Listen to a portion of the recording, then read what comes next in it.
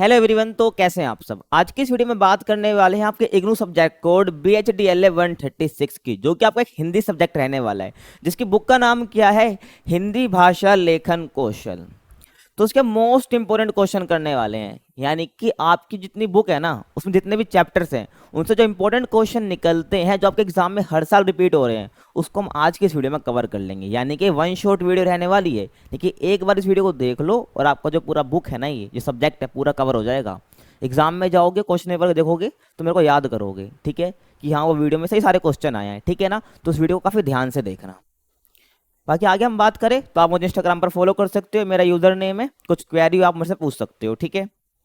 आगे देखो, और आप हमें टेलीग्राम ग्रुप पर ज्वाइन कर सकते हैं, जिसका नाम एकलव्य इग्नू है। यहाँ पर आपको PDF नोट्स, जितनी अपडेट्स है वो मिल जाएंगे, और जितने भी क्वेश्चन पेपर हैं आपके सब्जेक्ट से रिलेटेड, वो यहाँ पर आपको प्रोवाइड करा दिए जाएंगे, तो आप ज्वाइन कर सकते हैं, ठीक है।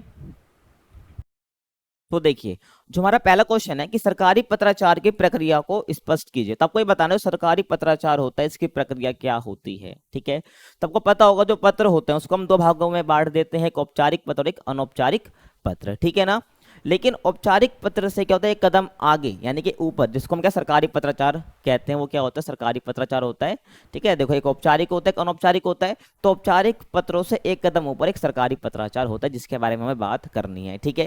यानी कि हम कह सकते हैं सरकारी विभागों में देने वाले पत्रों को हम सरकारी पत्राचार कहते हैं, ठीक है। और कार्यालय में प्राप्त पत्र को कार्यालय भाषा में आवती कहा जाता है, ठीक है ना। आपको ध्यान रखना है कि कार्यालय में प्राप्त जो पत्र होता है उसको कार्यालयी भाषा में उसको हम आवती कहते हैं, इसको आवती का नाम दिया गया है, ठीक है ना। और उसके बाद जो मंत्रालय के कार्यालय के पास जैसे ही कोई पत्र पहुंचता है तो उसे संबंधित विभाग की आवती रजिस्टर में दर्ज कर दिया जाता है, ठीक है। जब इसे कोई पत्र पहुंचता है तो उसको संबंधित के आवती रजिस्टर में दर्ज कर दिया जाता है। आगे देखो, यदि आवती पर अनुभाग के उच्च अधिकारी की आवश्यकता ना हो तो निम्न अधिकारी भी क्या उस पर आवती पर कार्रवाई करके उसे आगे बढ़ा सकता है, ठीक है। और कार्यालय में किसी पत्र के प्राप्त होते ही उस पर कार्रवाई का एक लंबा सिलसिला शुरू हो जाता है, जो उसके अंतिम रूप निपटारे तक जाकर क्या होता है, पहुंचता है, ठीक है ना। यानी कि जब पत्र पहुंचता है तो उस पर क्या लंबा सिलसिला शुरू हो जाता है, ठीक है, जिस निपटारे तक, ठीक है। और ये कार्यवाही टिप्पणी कार्य के नाम से जानी जाती है, ठीक है। जो पत्र पहुंचता है उस पर टिप्पणी की जाती है, जिसको हम टिप्पणी के नाम से जानते हैं। अब ये टिप्पणी क्या होती है उसके हम आगे बात करेंगे, ठीक है ना। तो उससे पहले देखो, प्रत्येक कार्य के हर चरण में दिए गए सुझाव, संकेत, निर्देश, दर्ज किए गए तथ्य, सूचनाएं आदि टिप्पणी कहलाती है। क्या बोला मैंने, प्रत्येक कार्य के हर चरण में जो दिए गए सुझाव है, संकेत है, निर्देश हैं, तो उसको दर्ज किए गए जो तथ्य हैं उस और जो सूचनाएं हैं उसको हम क्या कहते हैं, टिप्पणी कहते हैं, ठीक है ना। और बिना किसी कार्य के किसी भी पत्र का अंतिम रूप नहीं दिया जा सकता है। तो बिना किसी काम के हम क्या कर सकते हैं, किसी भी पत्र को अंतिम रूप नहीं दिया जा सकता है। और आवती मिलने के बाद ही क्या उसे संबंधित विभाग में निपटारे के लिए भेज दिया जाता है, ठीक है ना। और यदि इस विषय पर पहले से कोई फाइल मौजूद है तो उस बारे में जानकारी दी जाती है।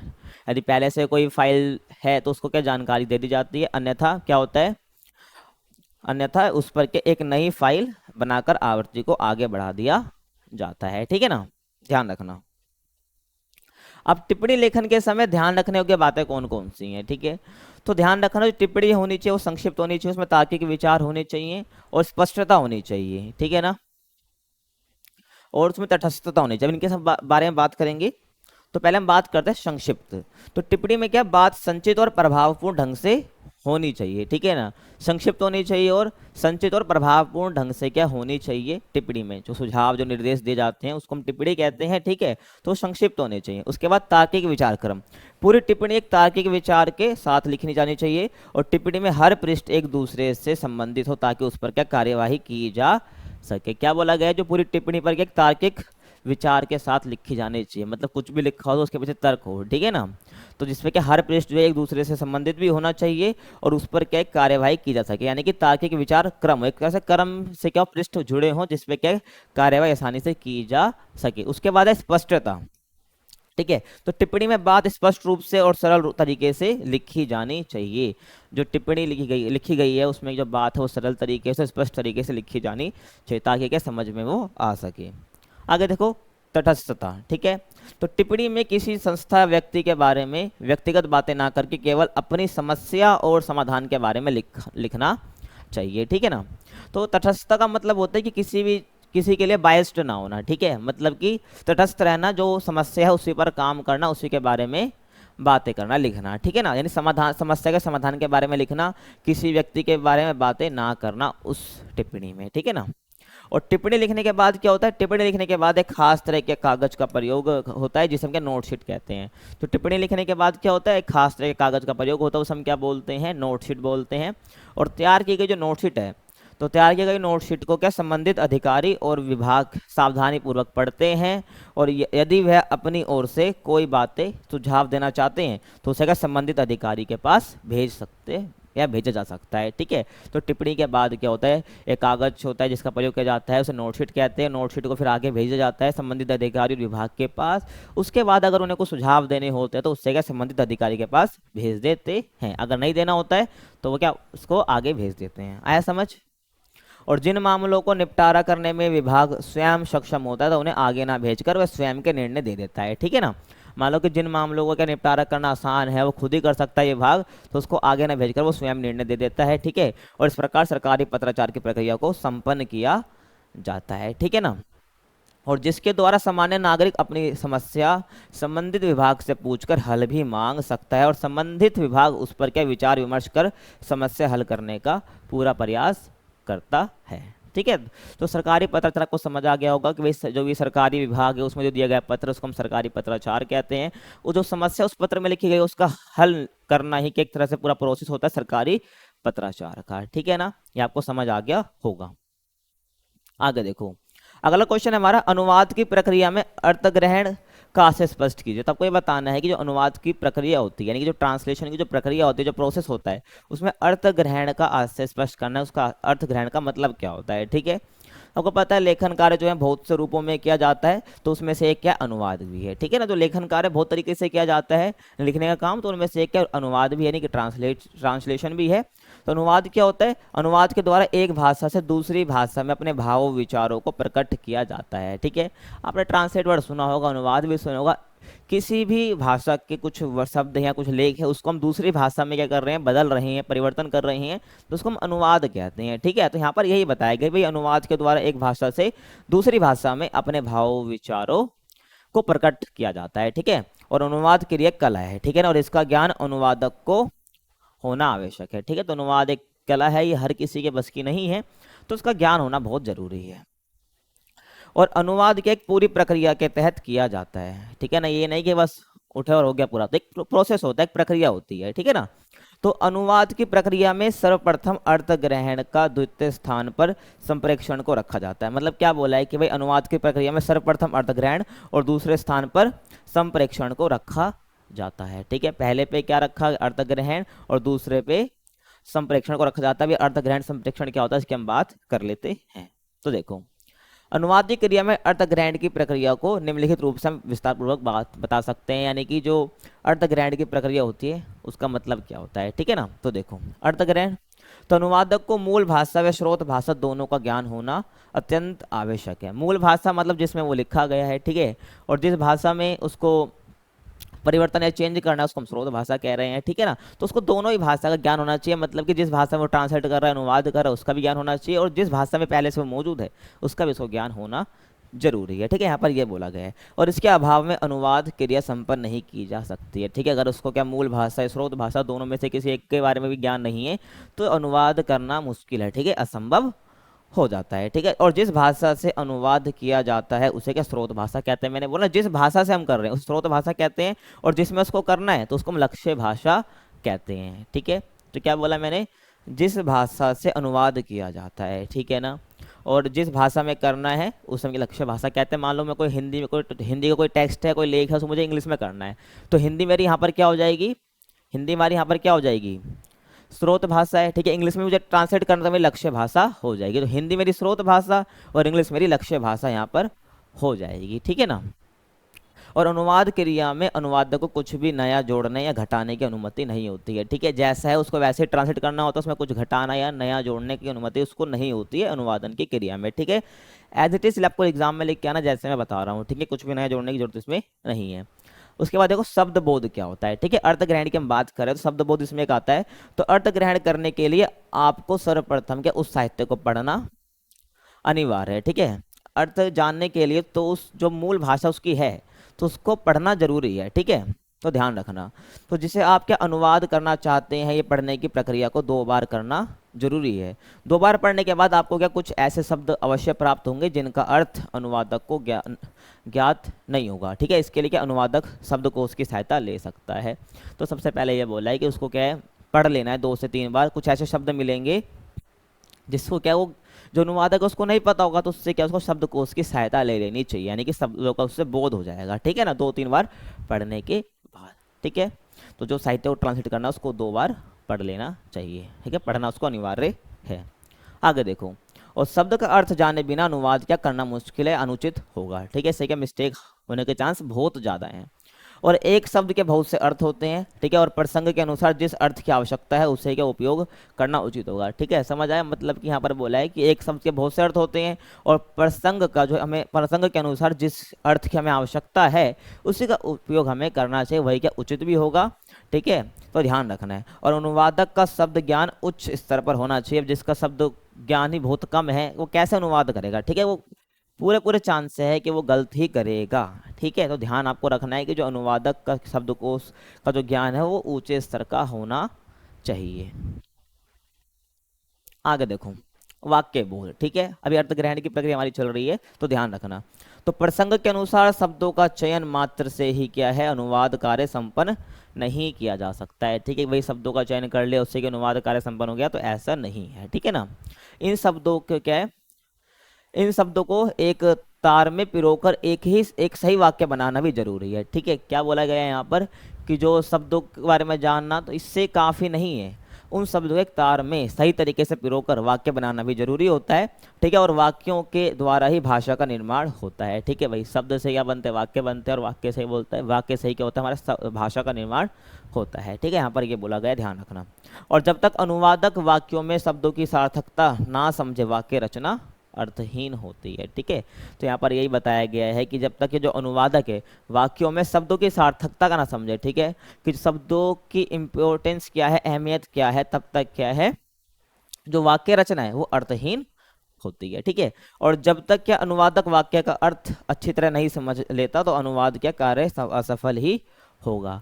तो यहाँ पर यह बोला गया, आपको ध्यान रखना है कि जो अनुवादक वाक्य का अर्थ अच्छी तरह से जब नहीं समझता, जो अनुवाद कर रहा है जब तक वो उस वाक्य को अच्छी तरीके से नहीं समझेगा तब तक क्या है जो ये कार्य सफल नहीं हो सकता अनुवाद का, ट्रांसलेशन का, ठीक है। आपको समझ आ गया होगा।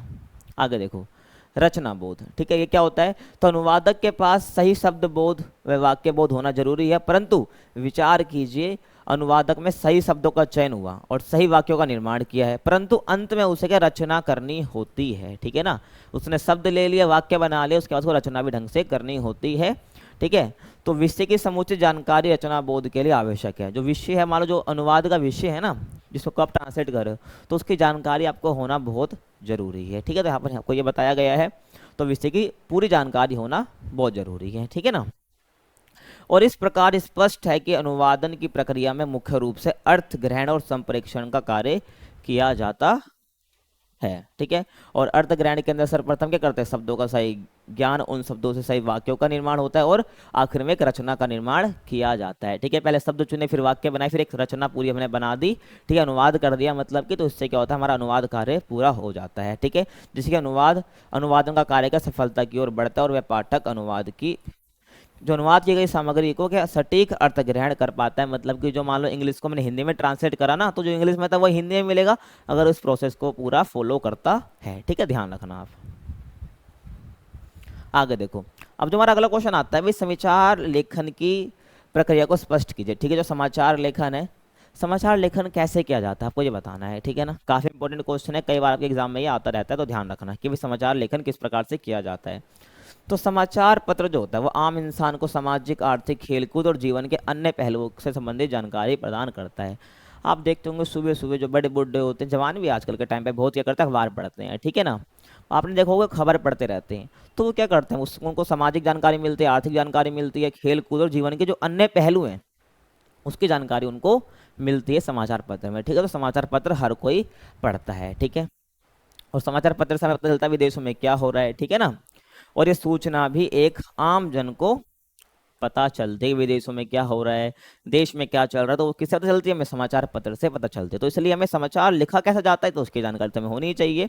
और मीडिया और समाचार पत्र को लोकतंत्र का चौथा स्तंभ भी कहा जाता है, आपको पता ही होगा। ठीक है, जो मीडिया है, जो समाचार पत्र है, उसे लोकतंत्र का चौथा स्तंभ भी कहा जाता है, ध्यान रखना। और समाचार पत्र को लेखन की एक पूरी प्रक्रिया है। जो समाचार पत्र उसकी एक पूरी प्रक्रिया होती है, ठीक है, जिसको क्या है, जिसके तहत वो बनकर तैयार होता है। एक पूरा प्रोसेस होता है समाचार लेखन का, जिसके बारे में आपको पता होना चाहिए। देखो, आप सभी ने कभी ना कभी रेडियो टेलीविजन के समाचार अवश्य सुने होंगे, ठीक है। रेडियो टेलीविजन समाचार जो अवश्य सुने होंगे आपने, परंतु ये समाचार केवल 10 से 15 मिनट तक के होते हैं, ठीक है, जो आपने रेडियो पे टीवी पे सुने होंगे, ठीक है। तथा विस्तृत रूप से नहीं दिए जाते हैं, आप कह सकते हैं तरह से हेडलाइन दे दी जाती है जो रेडियो पे या टेलीविजन पे हम सुनते हैं, लेकिन डिटेल में नहीं होते हैं। परंतु जो समाचार पत्र होते हैं उसमें के समाचार विस्तृत वर्णन के साथ पाठक वर्ग को प्रदान किए जाते हैं। जो समाचार पत्र होता है उसमें विस्तृत जानकारी होती है, जिससे कि पाठक वर्ग को तक वो पहुंचता है, जो भी समाचार पढ़ने में इच्छुक है उसके पास पहुंचता है, ठीक है ना। जिससे क्या होता है, पाठक वर्ग क्या अपने पठन को कौशल को और भी बढ़ा सकता है। जो अपने पठन कौशल है, उसका जो पढ़ने की स्किल है, उसको और आगे वो बढ़ा सकता है, आपको ध्यान रखना है, ठीक है ना। आगे देखो, अब जो समाचार लेखन है ना, इसके मुख्य रूप से 3 हिस्से होते हैं। पहला शीर्षक, दूसरा इंट्रो, और तीसरा है हमारा मुख्य कलेवर, ठीक है ना।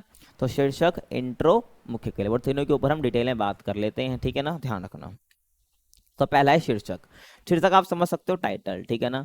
जो भी घटना है या कोई भी न्यूज़ है, ठीक है, उसके पहले शीर्षक लिखना जरूरी होता है, ठीक है। फिर उसका इंट्रो लिखना होता है, फिर उसके मुख्य कलेवर यानी जो अन्य काम बच गया उस समाचार के लिए, ठीक है ना। देखो, शीर्षक में क्या हो जाएगा, समाचार का एक शीर्षक देना समाचार लेखन का महत्वपूर्ण है, ठीक है ना। यानी कि समाचार का शीर्षक देना समाचार लेखन का एक महत्वपूर्ण कह सकते हैं हिस्सा है। और यदि समाचार का इंट्रो सफलतापूर्वक लिखा गया तो शीर्षक देना कठिन कार्य नहीं है। बोला गया है, जो आपको बताऊंगा, अगर जो इंट्रो उसको सफलतापूर्वक लिख दिया है समाचार का, तो उसका जो शीर्षक है वो ज़्यादा मुश्किल नहीं है देना, ठीक है। और शीर्षक देते समय कुछ बातों का ध्यान रखना आवश्यक होता है। मतलब कि जब हम शीर्षक लिखते हैं किसी भी समाचार का, तो उसमें कुछ बातों का हमें ध्यान रखना होता है। तो वो कौन कौन सी, देखो, तो पहला है भाई, स्पष्ट रूप से होना चाहिए वो, ठीक है। और शीर्षक में कई बात समाचार में पुष्टि करने वाली होनी चाहिए। शीर्षक जो कह रहा है ना, मान लो शीर्षक में कुछ भी हो सकता है, तो वो शीर्षक जो है ना, वो समाचार की, जो समाचार आगे हम पढ़ने वाले हैं उसकी पुष्टि करता हो, ठीक है ना। तो ये बोला भी, शीर्षक में कई बात, जो समाचार में बात कही जा रही है उसकी पुष्टि करने वाला होना वो चाहिए। और शीर्षक ऐसा हो जो जिससे समाचार को पढ़ने की उत्सुकता जगाए, ठीक है ना। तो ऐसा शीर्षक होना चाहिए जिससे क्या है, हमारा समाचार को पढ़ने का मन ही करे, एक क्यूरियोसिटी हमारे दिमाग में जगे, जिससे कि हम उस समाचार को पूरा पढ़ ले शीर्षक को पढ़ते ही, ठीक है ना। आपको ध्यान होना चाहिए इसका। और शीर्षक क्या, समाचार के केंद्र भाव को व्यक्त करे, कि मतलब कि समाचार का केंद्र बिंदु क्या है उस समाचार में, जो मेनली कहा गया है ना, तो शीर्षक बयां करना चाहिए। यानी शीर्षक ही तुम्हारा बिल्कुल ढीला ढाला सा है, मतलब कि जो कुछ बता ही नहीं रहा है, ठीक है ना। तो ध्यान रखना है, शीर्षक भी क्या, समाचार के केंद्र भाव को व्यक्त करे, ऐसा होना चाहिए। अगला आता है हमारा इंट्रो, ठीक है। इंट्रो को हम आमुख भी कह देते हैं, आपको पता होना चाहिए, ठीक है। तो इंट्रो या आमुख एक ही बात है। तो समाचार में 3-4 पंक्तियां या उस समाचार का साथ देने के लिए प्रयोग की जाती हैं। तो समाचार जब लिखा जाता है तो उस समाचार में 3 से 4 पंक्तियां उस समाचार का साथ देने के लिए लिखी जाती है, प्रयोग की जाती है। तो इससे क्या, पाठक को पता चल जाता है कि भाई किस बारे में समाचार वो पढ़ रहा है। जब भी आपने कोई मान लो न्यूज़पेपर उठाया होगा, स्टार्टिंग में जब आप पढ़ने जाते हो, तो उसके 3 से 4 लाइन ऐसी होती है ना, जिससे आपको पता चल जाएगा कि ये किस बारे में है, जो समाचार पत्र है ये किस बारे में है, ठीक है। तो आपको ध्यान रखना है, ठीक है ना। तो ऐसे ही आपको लिख के आना अपने एग्जाम में भी। तो 3 से 4 लाइन जो स्टार्टिंग की होती है, जो समाचार का साथ देने वाली होती है, इससे पाठक को पता चल जाता है, जो पढ़ने वाला है, कि समाचार किस बारे में है। और समाचार के इस अंश को इंट्रो, आमुख या लीड कहा जाता है, ठीक है, आपको ध्यान रखना है।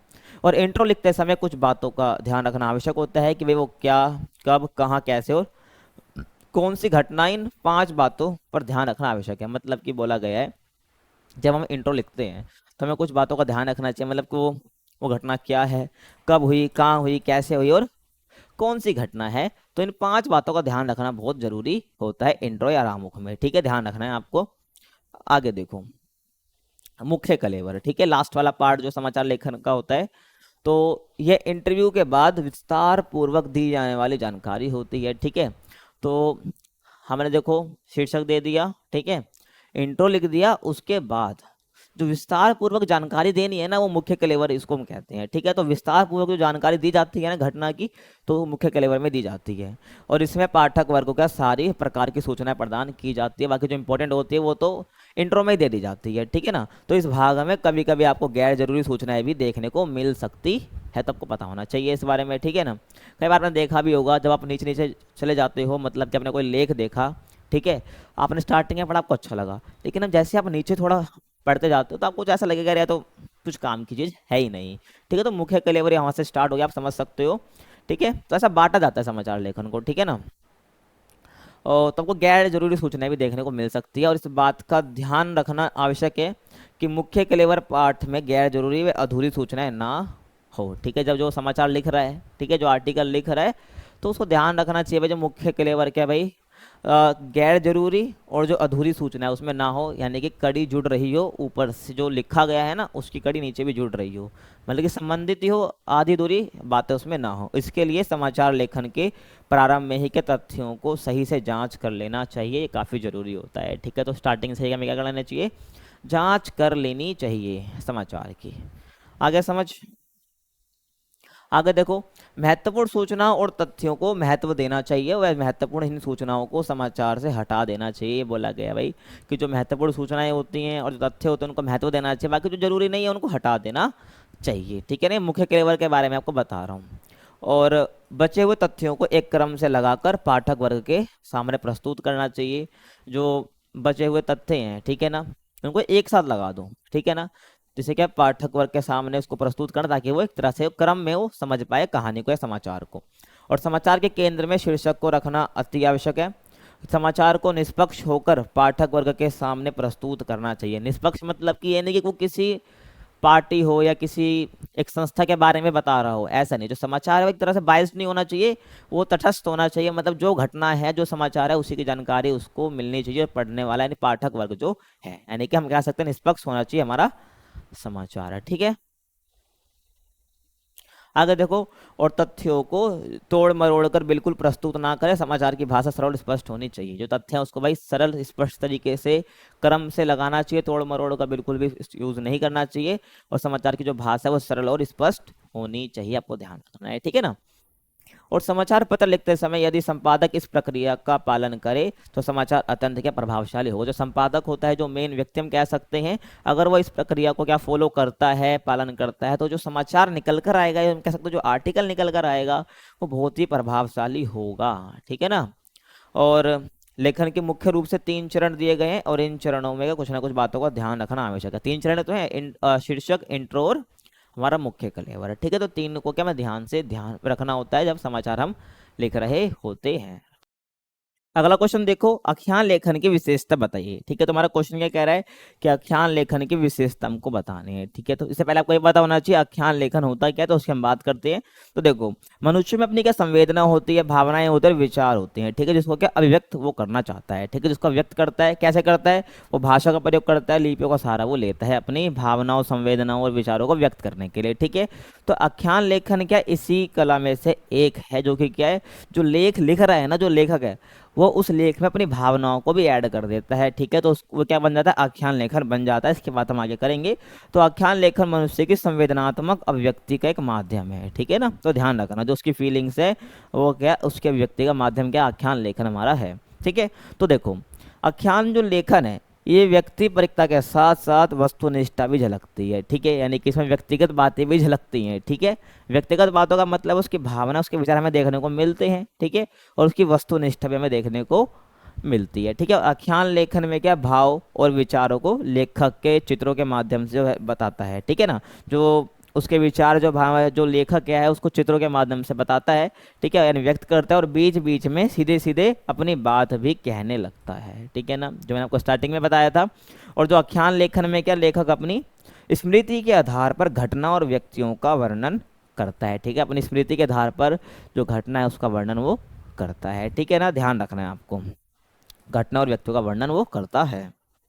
आगे देखो, आख्यान लेखन में क्या चरित्रों के विकास और स्थितियों का वर्णन करते समय लेखक सच्चाई को भी दिखाता है, ठीक है, दिखाता चलता है। और यह सच्चाई जो है उस व्यक्ति या पूरे समाज की भी हो सकती है, ठीक है। जो आख्यान लेखन में चरित्रों के विकास और स्थितियों का वर्णन करते समय जो लेखक है वो सच्चाई को भी उजागर कर सकता है, दिखा सकता है। ये सच्चाई उस व्यक्ति की हो सकती है, पूरे समाज की भी वो हो सकती है, आपको ध्यान रखना है, ठीक है ना। और इस तरह ये लेखन जो है व्यक्ति और घटनाओं के साथ साथ सामाजिक सत्य का भी एक उद्घाटन करता है, ठीक है ना। तो ध्यान रखना, जो लेखन है व्यक्ति और घटनाओं के साथ साथ सामाजिक सत्य का भी उद्घाटन ये करता है, आपको ध्यान रखना है। एक तरह से हम कह सकते हैं सामाजिक मुद्दे को भी दिखाता है। अब देखो आख्यान लेखन का अर्थ क्या होता है, एक तरह से हम कह सकते हैं वो भूमिका थी, ठीक है ना। तो आख्यान क्या किसी वस्तु या घटना का हुबहू वर्णन नहीं है, ठीक है। मान लो उसने कोई घटना देखी लेखक ने, उसका वो हुबहू वर्णन नहीं कर रहा है, ठीक है ना। अगर तो क्या है फिर, ठीक है, हुबहू वर्णन नहीं है, बल्कि क्या इसमें वस्तु, व्यक्ति या घटना के विषय में लेखक की भावना भी प्रकट होती है, ठीक है। जो उसने घटना देखी उसमें क्या कर रहा है, उसमें लेखक की भावना है वो भी उसमें प्रकट होती है, तो वो क्या हो जाता है, हमारा आख्यान लेखन होता है, ठीक है। आपको पता होना चाहिए। आगे देखो, अब इसकी विशेषता की हम बात कर लेते हैं। तो पहला आ जाएगा हमारा सरलता। तो उसकी पहली विशेषता क्या है, सरलता, ठीक है ना।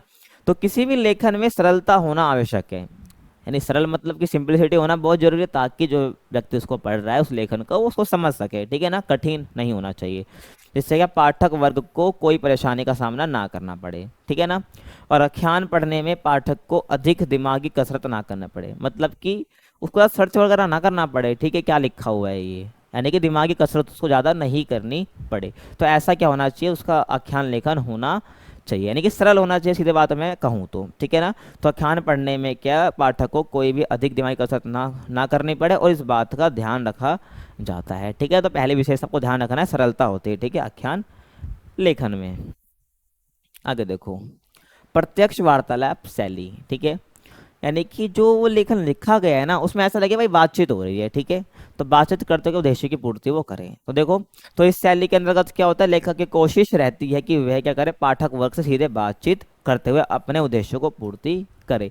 जो लेखक जिस जो लेख लिख रहा है ना, जो उसका उद्देश्य है, तो वो क्या है, पाठक वर्ग से सीधे बातचीत करते हुए, उसने जब पढ़े वो व्यक्ति तो उसको ऐसा लगे लेखक तो मेरे से बात कर रहा है, ठीक है ना। तो उसको ऐसा लगे और उसकी जो उद्देश्य है लेखन का वो भी पूरा हो जाए, ठीक है। तो हमेशा क्या लेखक ऐसी कोशिश करता रहता है। और जो लेखक है पाठक वर्ग के सामने अपना दृष्टिकोण भी प्रकट करने का प्रयास करता है, ठीक है। ध्यान रखना, जो लेखक होता है इस आख्यान लेखन में वो क्या अपना जो दृष्टिकोण है उसको भी प्रकट करने का वो प्रयास करता है, ठीक है। आगे देखो, तथ्य परखता, ठीक है, यानी कि तथ्य उसमें होने चाहिए, तथ्य की परख होनी चाहिए, यहाँ पर बोला गया है, ठीक है ना। तो सेकंड जो हमारी यहाँ पर विशेषता आ जाती है वो क्या आती है, तथ्य परखता। आपको ध्यान रखना है कि तथ्य क्या है, बहुत महत्वपूर्ण होते हैं आख्यान लेखन में, और काफी महत्वपूर्ण स्थान इनका होता है। तो आख्यान लेखन में तथ्य परखता का महत्वपूर्ण स्थान होता है। समय, स्थान और गतिविधि के वर्णन से आख्यान को न केवल विकसित किया जा सकता है, बल्कि इसमें काफी हद तक का एक विश्वसनीयता भी आती है, ठीक है ना। तो ध्यान रखना है कि आख्यान को न केवल विकसित किया जा सकता है, बल्कि क्या उसको इसमें काफी हद तक एक विश्वसनीयता भी आती है, मतलब ये विश्वसनीय होता है, ठीक है, जो हमारा ये लेख होता है, ठीक है ना। और बाकी इसमें तथ्य होने चाहिए और सही होने चाहिए, ठीक है। तथ्यों की जांच परख कर लेनी चाहिए कि महत्वपूर्ण स्थान होता है आख्यान लेखन में, ठीक है। आगे देखो, व्यक्तिकता, ठीक है। तो व्यक्तिकता लेखन की एक विशेषता है, ठीक है ना। तो इस शैली में क्या प्रयोग से लेखक का व्यक्तिगत चरित्र उभर कर सामने आता है, ठीक है। उसका व्यक्तिगत चरित्र कैसा है लेखक का, जब वो लिखता है आख्यान लेखन में तो उससे क्या उसका जो व्यक्तिगत चरित्र है वो निकल कर सामने आता है, ठीक है। आपको ध्यान रखना है। तो व्यक्तिगता इसके की तीसरी विशेषता हो जाएगी। और लेखन क्या है, लेखन कौशल विचार के इस शैली के अंतर्गत प्रकट होता है, ठीक है। जो लेखन कौशल विचार हम कह सकते हैं लेखक का, वो इसी शैली के अंतर्गत दिखता है, ठीक है। आपको ध्यान रखना है। तो तीसरी विशेषता यहाँ पर व्यक्तिकता हो जाएगी, यानी कि हम कह सकते हैं व्यक्तिगत चरित्र उभर कर सामने आता है लेखक का। आगे देखो, शैली की मैं बात करूं तो शैली का लेखन के क्षेत्र में एक महत्वपूर्ण स्थान होता है, ठीक है। हर लेखक की शैली अलग अलग होती है, आपको ध्यान रखना है। तो शैली के पाठक वर्ग को लेखन के करीब लाती है किस शैली में लिखा गया है, ठीक है। आपको ध्यान रखना है। तो शैली क्या होती है भाई, पाठक वर्ग को लेखन के करीब लाने में सहायता करते हैं। शैली मतलब होता है लिखने का तरीका, ठीक है ना। तो वो सबका अलग अलग होता है। तो शैली क्या होती है भाई, पाठक को क्या है भाई, जो पढ़ रहा है उस लेख को वो लेखक के करीब लाने में एक सहायता करती है। और ये व्यक्ति की मौलिक सूझबूझ से अलग चीज नहीं है, ध्यान रखना, ठीक है ना। तो ये क्या व्यक्ति की मौलिक सूझबूझ जो उसकी है जो लिख रहा है, ठीक है, तो उससे अलग चीज ये नहीं होती है, ठीक है ना। आगे देखो, लेखक ध्वनियों, शब्दों और विचारों तथा व्याकरण को व्यवस्थित रूप से देकर पाठक वर्ग को हमेशा प्रसन्न करने का प्रयास करता है, ताकि उसकी लेखन की शैली स्पष्ट हो सके और एक अच्छी शैली के माध्यम से लेखन कौशल में निरंतरता बनी रहे। ठीक है, जो लेखक होता है वो ध्वनियों, शब्दों और विचारों और व्याकरण का सही इस्तेमाल करता है, यानी व्यवस्थित रूप देकर व्यवस्थित रूप से यूज़ करता है, ताकि पाठक वर्ग को हमेशा यही प्रसन्न कर सके, ताकि उसको जो लेख है वो पसंद आए। ठीक है, और जो उसका लेखन है उसमें वो निरंतरता बनी रहे। ठीक है, आपको समझ आ गया होगा।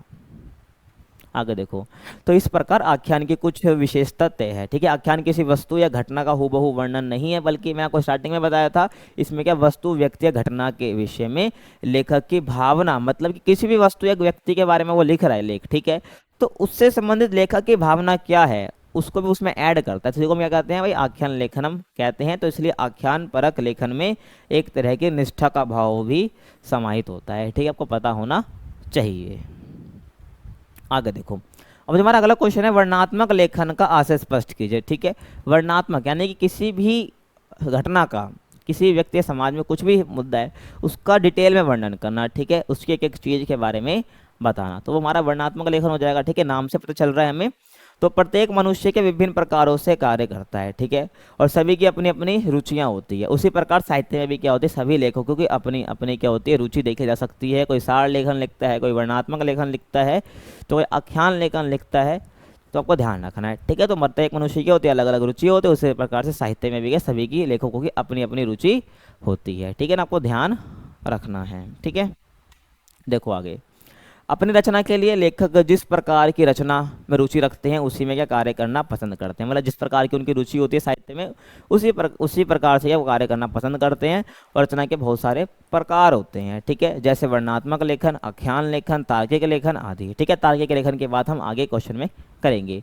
तो आज हम किसके बारे में बात करेंगे, वर्णनात्मक लेखन की बात हम करेंगे और उसकी विशेषताएं भी देखेंगे। ठीक है, आगे देखो, तो पहले हम बात करते हैं भाई वर्णनात्मक लेखन का अर्थ क्या होता है।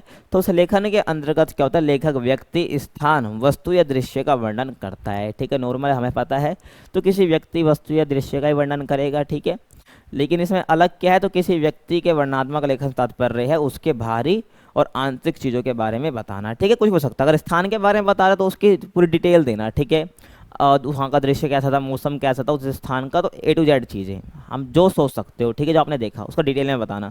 तो किसी व्यक्ति के वर्णनात्मक लेखन तात्पर्य क्या, उसके भारी, अब व्यक्ति की बात की गई। ठीक है, यहाँ पर व्यक्ति की बात करी गई है, तो एक व्यक्ति के वर्णनात्मक लेखन तात्पर्य क्या है, उसके भारी व आंतरिक चीज़ों के बारे में बताना। ठीक है, जैसे उसका व्यवहार, उसका चाल ढाल, उसके कपड़े, उसके रंग रूप आदि। ठीक है, एक व्यक्ति के बारे में यही तो बताओगे, और क्या बता दोगे। ठीक है ना, आपको ध्यान रखना, जिसका वर्णन कर रहे हैं उसके बारे में सब हमें ऐसे बताना होता है। ठीक है, आगे देखो, अब किसी स्थान के वर्णनात्मक का अर्थ क्या होगा। मान लो किसी स्थान का वर्णन हम कर रहे हैं, तो किसी स्थान की सुंदरता का वर्णन करना, वह स्थान किस जगह पर स्थित है, उसकी विशेषताएं, भारी और आंतरिक सौंदर्य की जानकारी देना। ठीक है ना, तो उसकी सुंदरता का वर्णन कर देना, भाई वो भारी रूप से, आंतरिक रूप से कैसा था। ठीक है, वहाँ पर क्या क्या था।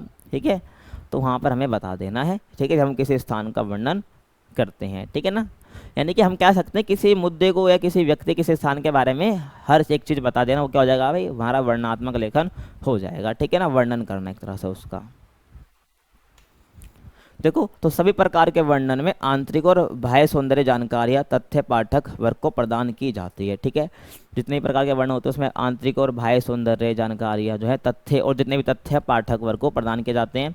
और कई बार क्या होता है, आपने जीवनियों में व्यक्ति के सौंदर्य आदि के बारे में भी पढ़ा होगा। ठीक है, तो वह वर्णनात्मक लेखन में ही आता है। ठीक है ना, आपने जीवनी में उसके सौंदर्य के बारे में पढ़ा होगा, तो वो किस में आता है, वर्णनात्मक लेखन में ही वो आता है। और इसी प्रकार आपने कई बार ताजमहल या कुतुब मीनार के बारे में भी अध्ययन किया होगा। कई बार बुक देखी होगी आपने, बुक में हमने ताजमहल या कुतुब मीनार या कोई और मॉन्यूमेंट है उसके बारे में पढ़ा है, तो किस में आता है, वर्णनात्मक लेखन में ही आता है। ठीक है ना, तो वर्णनात्मक लेखन केवल किसी एक विषय वस्तु का विस्तार पूर्वक वर्णन करना है। ठीक है, किसी एक वस्तु या किसी एक चीज़ को पकड़ लो, उसका विस्तार पूर्वक वर्णन करने से क्या हमारा मतलब है, वर्णनात्मक लेखन का। ठीक है ना, समझ आ गया। अब अगला क्वेश्चन हमारा यहाँ पर क्या है, एक अच्छे अनुवादक के लिए आवश्यक व्यवहारिक ज्ञान पर प्रकाश डालिए। जो एक अच्छा अनुवादक है, मतलब ट्रांसलेटर है, उसके लिए आवश्यक व्यवहारिक ज्ञान क्या होगा, उस पर प्रकाश हमें डालना है। ठीक है ना, तो अनुवाद का संबंध क्या है, लेखन कार्य से संबंधित है। ठीक है, अनुवाद का संबंध भी किससे संबंधित है, लेखन कार्य से संबंधित है। परंतु ये लेखन कार्य जो है अन्य लेखन कार्य से थोड़ा अलग है, ये तो आपको पता ही है। बाकी लेखन कार्य में हम लिखते हैं, इसमें हम ट्रांसलेट करते हैं, तो ये लेखन कार्य क्या होता है, अन्य लेखन कार्य से थोड़ा भिन्न होता है, लेकिन है तो क्या हमारा ये लेखन कार्य ही है। और अनुवाद कार्य के अंतर्गत एक भाषा को दूसरी भाषा में परिवर्तित करने का कार्य किया जाता है। आपको पता ही होगा कि जो अनुवाद होता है उसमें एक भाषा से दूसरी भाषा में परिवर्तन करने का काम किया जाता है, ठीक है, यानी परिवर्तित किया जाता है, आपको पता होना चाहिए, ठीक है। आगे देखो अनुवाद का अर्थ, ठीक है, पता ही होगा ऑलरेडी आपको, मैंने पहले ही बताया था। तो संस्कृत कोश के अनुसार अनुवाद का अर्थ क्या होता है, पुनरावृत्ति को माना गया है, ठीक है ना, परंतु यह पुनरावृत्ति दूसरी भाषा में की जाती है, ठीक है। तो पुनरावृत्ति माना गया है संस्कृत कोश के अनुसार, तो यह पुनरावृत्ति किस में, यानी पुनरावृत्ति फिर से, पुनरावृत्ति मत होता है फिर से, ठीक है ना, तो इसको क्या दूसरी भाषा में लिखना फिर से, है ना, तो उसको हम क्या कहते हैं, अनुवाद कहते हैं, ध्यान रखना, ठीक है। और आज अनुवाद का यही अर्थ क्या प्रचलित है, और दूसरी भाषा में क्या अपनी बात को पुनरावृत्ति करना, इसे अंग्रेजी में ट्रांसलेशन का नाम दिया गया है, आपको पता होगा, ठीक है। बार बार मैं ट्रांसलेट वर्ड यूज़ कर रहा हूँ, आपको यहाँ पे आ भी गया है, ठीक है, ध्यान रखना। आगे देखो एक भाषा में प्रकट किए गए विचारों व भावों को जो कहते हो दूसरी भाषा में प्रस्तुत करने को अनुवाद का नाम दिया गया है, ठीक है। जैसा मान लो एक भाषा में लिखा गया है ना, उसको क्या ज्यों क्या तो ऐसे ही पेश कर देना दूसरी भाषा में, ठीक है, ट्रांसलेट करके, तो इसी को अनुवाद का नाम दिया गया। तो ये सब मैं क्यों बता रहा हूँ, ठीक है, मैं अनुवाद का मतलब नहीं बता रहा हूँ, ये सबको ध्यान रखना है, जो अनुवादक है उसको ये सब बातों का ध्यान रखना है, ठीक है। तो ये क्या उसके व्यवहारिक ज्ञान हो जाएगा, आपको ध्यान रखना है, ठीक है ना। अनुवाद करने की एक पूरी प्रक्रिया तथा कुछ सिद्धांत होते हैं जिसका ज्ञान होना अनुवादक को जरूरी है, यानी इंपॉर्टेंट है, नहीं आवश्यक हम है कह सकते हैं, ठीक है। और इन सिद्धांतों का व्यवहारिक ज्ञान प्राप्त करके क्या अनुवादक अनुवाद कार्य स्पष्टता पूर्वक संपन्न कर सकता है, ठीक है ना। जो अनुवादक है ना वो इन सब के बारे में जानकर ही, ठीक है, व्यवहारिक ज्ञान प्राप्त करके ही क्या कर सकता है, वो अनुवाद कार्य को पूरा कर सकता है, कह सकता हूँ मैं, संपन्न कर सकता है, ठीक है ना। आगे देखो, और अनुवाद करने के लिए सबसे पहले अनुवादक के पास दोनों भाषाओं का ज्ञान होना चाहिए। मैं स्टार्टिंग में ही बताया था भाई, दोनों भाषाओं का ज्ञान उसको होना चाहिए, ठीक है। और जिस भाषा से वह अनुवाद कर रहा है और वह जिसमें करना चाहता है, जिससे वो कर रहा है और जिसमें वो करना चाहता है, उन भाषाओं को पढ़ना समझना, ठीक है, ये अनुवाद की क्या पहली शर्त है, ठीक है ना। भाई ध्यान रखना, जिसमें कर रहा है, मतलब जिस भाषा में अनुवाद करना चाहता है और जिससे कर रहा है, दोनों का ज्ञान होना उसको जरूरी है, तो ये पहली शर्त है, ठीक है, अनुवाद की। और इसके बिना अनुवाद करना क्या संपन्न नहीं है, ठीक है, संपन्न करना मुश्किल हो जाएगा अनुवाद को, ठीक है, आपको ध्यान रखना है। आगे देखो, तो पहला आ जाएगा भाषा की प्रकृति, ठीक है ना। तो अनुवाद करते समय अनुचित भाषा की प्रकृति की रक्षा करना क्या है, अनुवादक का प्रथम कर्तव्य बनता है, ठीक है। तो उसकी भाषा है क्या है, अनुचित भाषा उसको होनी चाहिए, मतलब कि भाषा की प्रकृति का उसको ध्यान रखना चाहिए, जैसी भाषा है वो भाषा नहीं बदलनी चाहिए, ठीक है। मतलब कि हम कह सकते हैं कि अनुवाद करते समय भाषा की प्रकृति में बदलाव ना आए, ये ध्यान रखना चाहिए, ठीक है। मतलब कि जो वो उस भाषा में कहना चाह रहा था ना, वो दूसरी भाषा में भी वही कहे, ठीक है ना। भाषा की प्रकृति में जो वो कहना चाह रहा है, जो कंटेंट है उसमें वो चेंजेस ना आए, ठीक है। मेरा कहने का मतलब यहाँ पर ये आपको ध्यान रखना है, ठीक है। जैसे कि प्रीपोजिशन लगाकर के हम अंग्रेजी में जो वाक्य बनाए जाते हैं उन्हें हिंदी में परिवर्तित करते समय सावधानी बरती जानी चाहिए। यहाँ पर यह बोला गया है, इंग्लिश में हम जो प्रीपोजिशन है किसी की स्थान को, किसी की पोजीशन को दिखाने के लिए हम वर्ड यूज़ करते हैं, प्रीपोजिशन कहते हैं। तो अंग्रेजी में प्रीपोजिशन लगा के कोई वाक्य बनाते हैं, और जब उसका हम हिंदी में ट्रांसलेशन करते हैं, वाक्य बनाते हैं, तो हमें हिंदी में परिवर्तित करते समय ध्यान रखना चाहिए, ठीक है। तो इन वाक्यों को अनुवाद करते समय लक्ष्य भाषा की प्रकृति को ध्यान रखना चाहिए, ठीक है ना, ताकि वाक्य के प्रकृति और उद्देश्य में कोई परिवर्तन ना आए, ठीक है ना। भाषा की प्रकृति सब समझ सकते हो, एक तरह से वाक्य की प्रकृति, ठीक है। जो वाक्य इंग्लिश में कहना चाह रहा है वही हिंदी में भी कहे, वही यहाँ पर मैं कहना चाह रहा हूँ, ठीक है, ध्यान रखना, ठीक है, ध्यान रखना। तो देखो व्याकरण का ध्यान, ठीक है। तो व्याकरण का ध्यान जो है ना रखना होता है, ये तो हर लेखन की बात है, जो व्याकरण होती है वो गलत नहीं यूज़ होनी चाहिए, ठीक है, वरना से क्या होता है पूरा मतलब बदल जाता है, ठीक है। तो देखो प्रत्येक भाषा की व्याकरण पद्धति भिन्न होती है, और इसी कारण अनुवाद करते समय अनुवादक को ध्यान रखना आवश्यक है, ठीक है ना। भाई जो व्याकरण का ध्यान होना उसको जरूरी है। उदाहरण के तौर पर पेन ऑफ राम, ठीक है। अब यहाँ पर जो ऑफ आया है ना, ऑफ हमारा क्या प्रीपोजिशन है, ठीक है। जो पीछे वाला मैं आपको प्रीपोजिशन का उदाहरण दिया था वो यहाँ पर आपको समझ आ जाएगा, ठीक है। तो यहाँ पर पेन ऑफ राम, तो ऑफ यहाँ पर क्या प्रीपोजिशन है, तो यहाँ पर ऑफ क्या है, कर्ता से पहले आया है। कर्ता कौन है यहाँ पर, राम, ठीक है। भाई राम पेन किसका है, राम का है, तो राम हमारा कर्ता हो गया। तो कर्ता से पहले क्या हमारा ऑफ आया, तो यहाँ पर यही बोला है, ठीक है। ऑफ क्या है, कर्ता से पहले आया है। और कर्ता मतलब होता है जो काम को कर रहा है, ठीक है। जबकि हिंदी में ये क्या उल्टा हो जाता है, हिंदी में राम की कलम कहा जाता है, ठीक है। अगर मैं इसको ट्रांसलेट करूँ हिंदी में पेन ऑफ राम, तो बोलूँगा भाई राम की कलम, ठीक है ना। अब तो यहाँ पर क्या हुआ, जो करता है यहाँ पर जो ऑफ है, ठीक है, ऑफ का मतलब हिंदी में निकल रहा है का, ठीक है, या की भी निकल रहा है, ठीक है ना। तो बोल रहा हूँ राम की कलम, तो की यहाँ पर कब आ रहा है, राम के बाद आ रहा है, यानी कि कर्ता के बाद आ रहा है। लेकिन इंग्लिश में क्या हो रहा था, वो कर्ता के पहले आ रहा था, ठीक है, ध्यान रखना, ठीक है। परंतु अंग्रेजी में इसे के प्रीपोजिशन के साथ जोड़ा जाता है, इसी कारण अंग्रेजी से हिंदी में अनुवाद करते समय कारक चिन्ह के प्रयोग में सावधानी बरतनी चाहिए, यानी कि एक एक चीज़ की हमें सावधानी बरतनी चाहिए, ठीक है, जो अनुवाद कर रहा है, ठीक है। तो वही क्या हो जाएगा, उसका व्यवहारिक ज्ञान हो जाएगा, आपको ध्यान रखना है। आगे देखो, शब्दों का सही प्रयोग। अनुवाद करते समय सही शब्दों के चयन पर ध्यान रखना चाहिए। एक ही शब्द के अनेक अर्थ होते हैं, तो आपको पता भी होगा, ठीक है ना। तो अनुवाद करते समय शब्दों का चयन भाई बहुत ध्यान से रखना चाहिए, क्योंकि एक ही शब्द क्या होते हैं, अनेक अर्थ निकलते हैं, परंतु प्रत्येक वाक्य में ये अर्थ सही नहीं होता है। अनेक अर्थ होते हैं एक ही शब्द के, लेकिन हर अर्थ थोड़ी ना सही निकलेगा, तो इसलिए प्रसंग के अनुसार शब्दों का चयन होना चाहिए, मतलब जो वो कहना चाह रहा है उस हिसाब से क्या होना चाहिए, शब्दों का चयन होना चाहिए। जो जिस मान लो जिस भाषा में हम ट्रांसलेट करना है और जिस भाषा में ऑलरेडी वो है, तो उसमें जो कहा गया है ना उस भाषा में, और जो हम ट्रांसलेट कर रहे हैं, तो उसमें वो वैसा ही होना चाहिए, ठीक है ना। तो जैसा प्रसंग इंग्लिश में था, मान लो इंग्लिश से हिंदी में कर रहे हो, तो वैसे कि हिंदी में भी होना चाहिए, और वैसे ही शब्दों का हमें चयन करना है, ठीक है। जिससे क्या उसके अर्थ में कोई बदलाव ना हो, भाई जो वो इंग्लिश में बातें लिखी थी वही हिंदी में लिखी हूँ, या जो हिंदी में लिखी थी वही इंग्लिश में बातें लिखी हो, जैसी भी भाषा में ट्रांसलेट हमें करना है, ठीक है, आपको ध्यान रखना है। आगे देखो, विभिन्न क्षेत्रों में हो रहे अनुवाद, ठीक है। तो आज क्या भाई अंग्रेजी से हिंदी में अनुवाद विभिन्न विभिन्न क्षेत्रों में हो रहे हैं, ठीक है। जो आज अंग्रेजी से क्या हो रहा है, हिंदी में अनुवाद और विभिन्न विभिन्न क्षेत्रों में हो रहे हैं। समाज, अब देखो जैसे कि यहाँ पर जैसे समाज विज्ञान, सरकारी कार्यालय, ठीक है, साहित्य विज्ञान, साहित्य आदि, ठीक है। तो अलग अलग मतलब कि क्षेत्रों में क्या हो रहा है, अनुवाद हो रहे हैं इंग्लिश का हिंदी में, ठीक है, हिंदी का इंग्लिश में। और इन अनुवाद कार्यों में बहुत सी गलतियां पाई जाती हैं, ठीक है ना, जो आपने भी क्या कभी ना कभी सामने की होगी, मतलब देखा होगा आपने, ठीक है। ये तब हम अपने बुक्स में देख सकते हैं, एक इंग्लिश मीडियम की बुक है और एक हिंदी मीडियम की बुक है। अब जो हिंदी मीडियम की बुक है ना, उसमें काफ़ी गलतियां हमें देखने को मिलती है, ठीक है, कि उसमें अनुवाद ढंग से नहीं किया गया है, ठीक है, उसमें शब्दों का चयन सही तरीके से नहीं किया गया है, क्योंकि जो हिंदी मीडियम की बुक होती है वो इंग्लिश मीडियम से ट्रांसलेट करके बनाई जाती है, आपको पता होना चाहिए। तो इसलिए यही बोल रहा है भाई यहाँ पर कि आपने कई बार पढ़ा होगा, ठीक है, तो उसमें क्या अनुवाद कार्य में बहुत सी गलतियाँ पाई जाती हैं, जिसको क्या आपने कभी ना कभी उसका सामना किया होगा, आपको ध्यान रखना है, ठीक है। आगे देखो, समाज विज्ञान और विज्ञान, ठीक है। तो अब क्षेत्रों की बात करी थी ना अपने यहाँ पर, विभिन्न क्षेत्रों में हो रहा है अनुवाद, तो पहला क्षेत्र यहाँ पर ही आ गया, ठीक है, समाज विज्ञान और विज्ञान। तो उन विषयों में अनुवाद कार्य करते समय सबसे बड़ी समस्या शब्दों की होती है, ठीक है, जो आपको मैंने बुक का एग्जाम्पल देके ही बताया था। अंग्रेजी के शब्द जो के त्यों के हिंदी में चुनना अत्यधिक कठिन होता है, मतलब कि जो अंग्रेजी में तो उसको जो के तो ही रखना, ये काफ़ी कठिन हो जाता है। यदि यह शब्द हिंदी शब्दावली से चुन लिया जाए तो यह पढ़ने में और लिखने में अत्यधिक जटिल महसूस होता है, ठीक है। वही जो शब्द इंग्लिश में है उसको हम हिंदी शब्दावली से चुन लेना, तो वो काफ़ी कठिन और जटिल लगता है, ठीक है। तो मेन कारण में दिक्कत क्या होती है, शब्दों के चयन से दिक्कत आती है, ठीक है।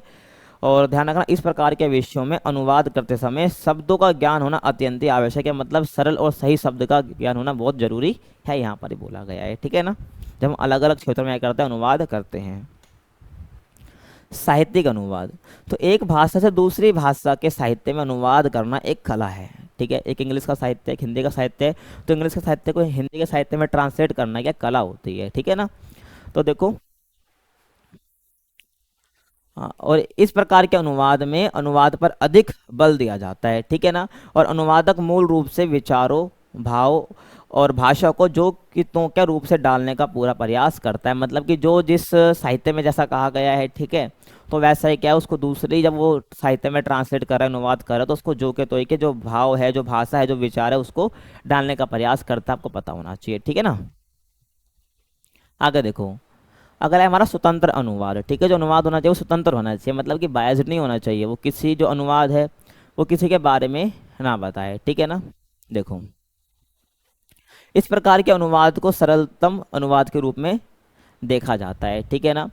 तो अनुवाद क्या मूल भाषा में कही गई बात को अपने ढंग से प्रस्तुत कर सकता है, परंतु उसके उद्देश्य में बदलाव ना हो, उसका अर्थ स्पष्ट रूप से निकले, और यह शर्त रखी जाती है कि निम्नलिखित बिंदुओं को ध्यान में रखकर एक अच्छे अनुवादक के रूप में कार्य किया जा सकता है। ठीक है, अनुवाद करना एक कला है और इससे क्या व्यवहार में ला कर के हम क्या कर सकते हैं, प्रयोग कर सकते हैं। ठीक है, जो अनुवाद होने स्वतंत्र होना चाहिए, मतलब किसी प्रकार के उसमें हम कह सकते हैं उसमें कोई जो प्रकृति पहले भाषा की थी वही होनी चाहिए। ठीक है, जो उसमें भाव थे, जो विचार थे, वो इसमें होना चाहिए। ठीक है, और इसको क्या एकदम जो स्वतंत्र अनुवाद होता है उसको हम सरलतम अनुवाद के रूप में भी देखा जाता है। ठीक है ना, आगे देखो। अब जो हमारा अगला क्वेश्चन आता है, तार्किक लेखन की प्रक्रिया पर प्रकाश डालिए। अब तार्किक लेखन क्या होता है कि कुछ भी जो लेख हमने लिखा है उसको क्या तर्क के साथ जस्टिफाई करना, यानी कि कुछ भी हमने कह दिया और कह ही दिया ना, उसका कुछ रीज़न होना चाहिए, सॉलिड रीज़न होना चाहिए, तो वो हमारा क्या हो जाएगा, तार्किक लेखन हो जाएगा। जब हम कुछ बात लिखते हैं तो उसका तर्क देना। ठीक है, तो उसको हम जब लिख रहे हैं, लिख के साथ तर्क देके, तो तार्किक लेखन हो जाएगा। कई बार आपने हिस्ट्री की बुक पढ़ी होगी, हिस्ट्री में जो इतिहासकार लिखते हैं तो उससे कुछ ना कुछ साक्ष्य भी देते हैं। ठीक है, तो यानी वहाँ पे वो तार्किक लेखन कर रहे हैं, एक तरह से हम कह सकते हैं। ठीक है, को ध्यान रखना है।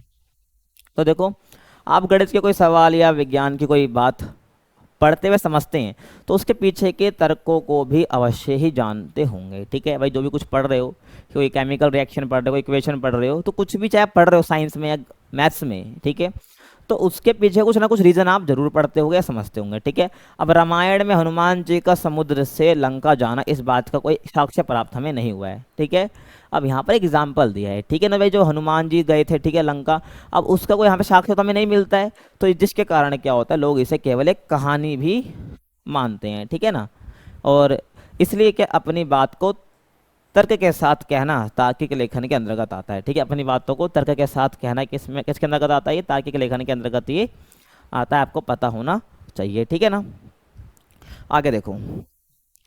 तार्किक लेखन का अर्थ क्या होता है वैसे बता ही चुका हूँ।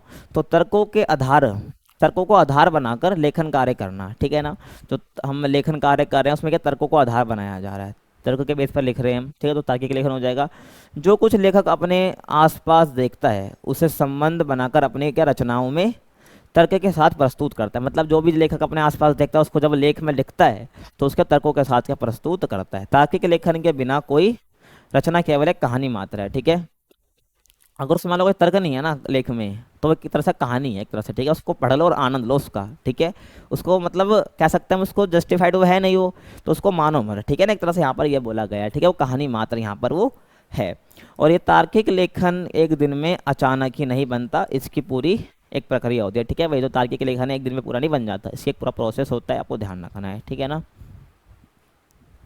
तो देखो, अब जो तार्किक लेखन कर रहे हैं ना तो इसके चरण होते हैं, तो वही आगे बताया गया है। तो पहला है भाई विषय वस्तु का चयन। ठीक है, यानी कि कंटेंट का चयन, जो लेखन लिखा जा रहा है उसका कंटेंट क्या है। ठीक है, यानी विषय वस्तु का चयन। तो तार्किक लेखन में विषय वस्तु का चुनाव क्या अत्यंत सावधानी पूर्वक किया जाना चाहिए, यानी कि बहुत ज़रूरी होता है। और विषय वस्तु ऐसी होनी चाहिए जिस पर क्या बहुत सारे तर्क दिए जा सके। उदाहरण के लिए यदि विषय वस्तु इतिहास से उठाई गई है, ठीक है, तो उसमें क्या इतिहासकारों के मत को भी शामिल करना आवश्यक है। ठीक है ना भाई, देखो कोई भी जब हम ले रहे हैं तो ऐसा में विषय वस्तु को चयन करना चाहिए, ऐसे टॉपिक को चयन करना जिसमें हम तर्क भी दे सकें। ठीक है, मान लो हम इतिहास से कुछ उठाते हैं तो उसमें क्या हम इतिहासकारों के मत भी देने जरूरी होते हैं, तो क्या वो तर्क हो जाएंगे। आपको मैंने स्टार्टिंग में एग्जाम्पल देके बताया था, तो आपको पता होना चाहिए। तो विषय वस्तु का चयन ये पहला होता है तार्किक लेखन का स्टेप में। उसके बाद विषय वस्तु को ढांचा प्रदान करना। ठीक है, विषय वस्तु चुन लिया, उसको ढांचा ही प्रदान करना है, तो हमारा सेकंड हो जाएगा। तो विषय वस्तु के चुनाव के बाद उसमें क्या किस प्रकार से तथ्यों को लिखना है, इसका निर्णय सावधानी पूर्वक किया जाना चाहिए। ठीक है, विषय वस्तु चुन लिया, उसके बाद उसको किस प्रकार से लिखना है तथ्यों को, इसका क्या निर्णय सावधानी पूर्वक तरीके से करना चाहिए। ठीक है, और लेखन के प्रारंभ में कुछ कथन तथा उसके बाद बात को सिद्ध करने के लिए अपने तर्क देने चाहिए। मतलब कि स्टार्टिंग में कुछ कथन और उस कथन को सिद्ध करने के लिए, बातों को सिद्ध करने के लिए कुछ तर्क होने चाहिए। ठीक है ना, अपने तर्क देने चाहिए और उसके बाद महत्वपूर्ण बातों को स्थान देना चाहिए। ठीक है ना, तो आपको ध्यान रखना है। तो यहाँ पर जो मैंने बताया आपको ध्यान रखना है भाई कि विषय वस्तु को ढांचा किस प्रकार से प्रदान किया जाता है। उसके बाद है व्याख्या करना। ठीक है, तार्किक लेखन में केवल तर्कों को का ही स्थान ना होकर व्याख्या का भी स्थान होना चाहिए। मतलब कि ये नहीं कि बस कोरे तर्क ही तर्क दिए जा रहे हैं, हमें उस घटना का जो भी हम लिख रहे हैं उसका व्याख्या करनी है। उस व्याख्या में जो जो बातें हम कह रहे हैं उसको जस्टिफाइड करने के लिए हमें तर्क देने होते हैं, तो उसको हम तार्किक लेखन के अंतर्गत ऐड करते हैं। ठीक है, तो और अपने व्याख्या को करते हुए कोई काल्पनिक चीज़ें ना बनाकर उसे वास्तविक रूप देना आवश्यक है। ठीक है भाई, व्याख्या करें नहीं कि उसको तुम लेकर अलग ही दुनिया में, ठीक है ना, तो उसको कोरी कल्पना ना बनाकर एक तरह से उसको रियलिस्टिक बनाना है, यानी वास्तविक रूप उसको देना है, ठीक है ना, तो ध्यान रखना है। अगला देखो, कथन के समर्थन में तर्क। अभी मैंने आपको बोला इसके बारे में, ठीक है, जो कथन लिख रहा है तो उसको क्या, पहले कथन लिखा है तो उसके समर्थन में तर्क देना। तो लेखक जब भी लेखन कार्य करता है तो वह क्या करता है, वह बड़ा सक्रिय होता है, ठीक है, मतलब कि एक्टिव होता है जब वो लिख रहा होता है, और वो अपने लेखन के उद्देश्य को पूरा करने का प्रयास करता है। मतलब वो जब लिखना स्टार्ट करता है ना, तो वो पूरा उसको करने का उसका मन करता है, कोशिश करता है कि पूरा लिखूंगा, ठीक है। और इस उद्देश्य को पूरा करने के लिए उसे आवश्यकता है कि जो विषय उसने चुना है उसके समर्थन में उसकी व्याख्या की है और उसमें उसका तर्क भी दे, ठीक है, उसके क्या तर्क के साथ साबित भी कर सके, ठीक है, जो उसने विषय चुना है तो उसके समर्थन में वो तर्क भी दे सके, इसकी बात यहाँ पर की गई, आपको ध्यान रखना है। यानी कि हम कह सकते हैं कथन के समर्थन में तर्क देना है, ठीक है ना। उदाहरण के लिए देखो, यदि आप इतिहास में 1857 1857 का विद्रोह पढ़ते हैं, ठीक है, आपने पढ़ा होगा हिस्ट्री की चैप्टर में, 12th क्लास की हिस्ट्री में भी, ठीक है, इसका जिक्र दे रखा है, ठीक है, तो आपने पढ़ा होगा, ठीक है। तो यदि आप इतिहास में जो 1857 का विद्रोह पढ़ते हैं तो उसके कारण प्रभाव ये जानते हैं, ठीक है, उसका कारण क्या था, उसके प्रभाव क्या हुए, परंतु ये केवल व्याख्या है, इसे वास्तविक रूप देने के लिए कोई तर्क देना आवश्यक है, ठीक है ना। अब जो कारण जो व्याख्या दी गई उसके लिए तर्क देना जरूरी है, ठीक है ना, तो तभी क्या है, एक तरह से हम उसको मान पाएंगे, ठीक है। और इस तरह के इतिहासकारों द्वारा दिए गए हैं, ठीक है, जो कारण जो दिए गए हैं प्रभाव, इसको जस्टिफाइड करते हैं इतिहासकार, ठीक है। तरह देखिए, जब आप पढ़ते हो हिस्ट्री की बुक आप देखते भी होगे। आगे देखो, ठीक है, अब यही बोला गया उदाहरणों को सम्मिलित करना, मतलब कि जब आप लिख रहे हो लेखन को, तार्किक लेखन को, तो उसमें उदाहरणों को भी शामिल करना जरूरी होता है। तो देखो, तार्किक लेखन में उदाहरणों को शामिल करना भी क्या एक आवश्यक है। तार्किक लेखन में उदाहरणों के प्रयोग से कथन की प्रामाणिकता दिखाई देती है, यानी कि प्रामाणिकता दिखाई पड़ती है जब हम उदाहरणों का प्रयोग करते हैं, ठीक है। और आगे हम बात करें तो अपनी बातों को उदाहरण के साथ तर्क देने से यह और प्रभावशाली बनती है, ठीक है। तो क्या बोला गया है भाई, उदाहरण हम देते हैं, तर्क देते हैं, तो उससे जो हमारा लेखन है वो और प्रभावशाली दिखता है, बनता है। तो इस प्रकार तार्किक लेखन में एक के बाद एक चरण पूरा करके अपने लेखन को पूरा किया जा सकता है, और विषय वस्तु का चयन, व्याख्या, तर्क देना और उदाहरण को शामिल करना, ठीक है। तो ये सब क्या होता है भाई, तार्किक लेखन के इंपॉर्टेंट चरण होते हैं, जो इस क्वेश्चन में बोला गया था। भाई तार्किक लेखन की प्रक्रिया क्या होती है तो आपको पता होना चाहिए, क्वेश्चन आता है हर बार आपके एग्जाम में, ठीक है ना। अब अगला हमारा क्वेश्चन आता है भाव पल्लवन, ठीक है। तो क्या भाव पल्लवन को स उदाहरण स्पष्ट कीजिए, ठीक है, कि भाई भाव पल्लवन क्या होता है, ठीक है। तो देखो, हिंदी भाषा के अनेक रूप हैं, इसमें कुछ रूप आकाश की तरह साफ और सरल हैं, परंतु कुछ रूप क्या है, अत्यधिक जटिल है। तो हिंदी भाषा के कई रूप हैं, तो कुछ तो भाई आकाश की तरह, आसमान की तरह एकदम क्लियर कट है, साफ है, ठीक है ना, और कुछ तो क्या अत्यधिक जटिल है, जिन्हें क्या समझ पाना भाई आम जन की बात तो नहीं है, ठीक है। जैसे कि आप 11th या 12th में छोटी क्लास में भी आप जो दोहे ये सब पढ़ते हो, ठीक है, तरह से वो भाव पल्लवन नहीं है, ठीक है ना। इसका मतलब कि समझ पाना काफ़ी मुश्किल होता है। अपने हिंदी की बुक होती है हमारी, ठीक है, आपने पढ़ी होगी, तो उसमें जो अलग अलग कविता टाइप्स की होती हैं उसको पढ़ पाना काफ़ी मुश्किल होता है। मतलब वो कहना क्या चाह रहा है पढ़ तो लेते हैं हम, उसका अर्थ समझना बहुत मुश्किल हो जाता है, यानी जटिल हो जाता है, ठीक है ना। तो जिन्हें समझ पाना आम जन के पास की बात नहीं, और भाषा के कठिन स्वरूपों को सरलतापूर्वक स्पष्ट करना ही क्या है, भाव पल्लवन है। आई समझ, तो भाव पल्लवन तो है ही, ठीक है। तो भाव पल्लवन का हम क्या कह सकते हैं, कठिन स्वरूपों को सरलता पूर्वक स्पष्ट करना, ठीक है। यानी हम कह सकते हैं जो मान लो कि कविता टाइप है उसको हम सरल रूप में लिख देते हैं, यानी कि उसका अर्थ हम लिख देते हैं, उसकी व्याख्या कर देते हैं। तो उसी जो पोर्शन है, मान लो कि यहाँ पर एक पोर्शन था, ठीक है, वो कविता टाइप थी जिसको क्या भाई समझ पाना मुश्किल हो रहा था। अब इसका क्या लिख दिया हमने, व्याख्या कर दी, या कह सकते हैं हमने इसका अर्थ निकाल दिया, ठीक है।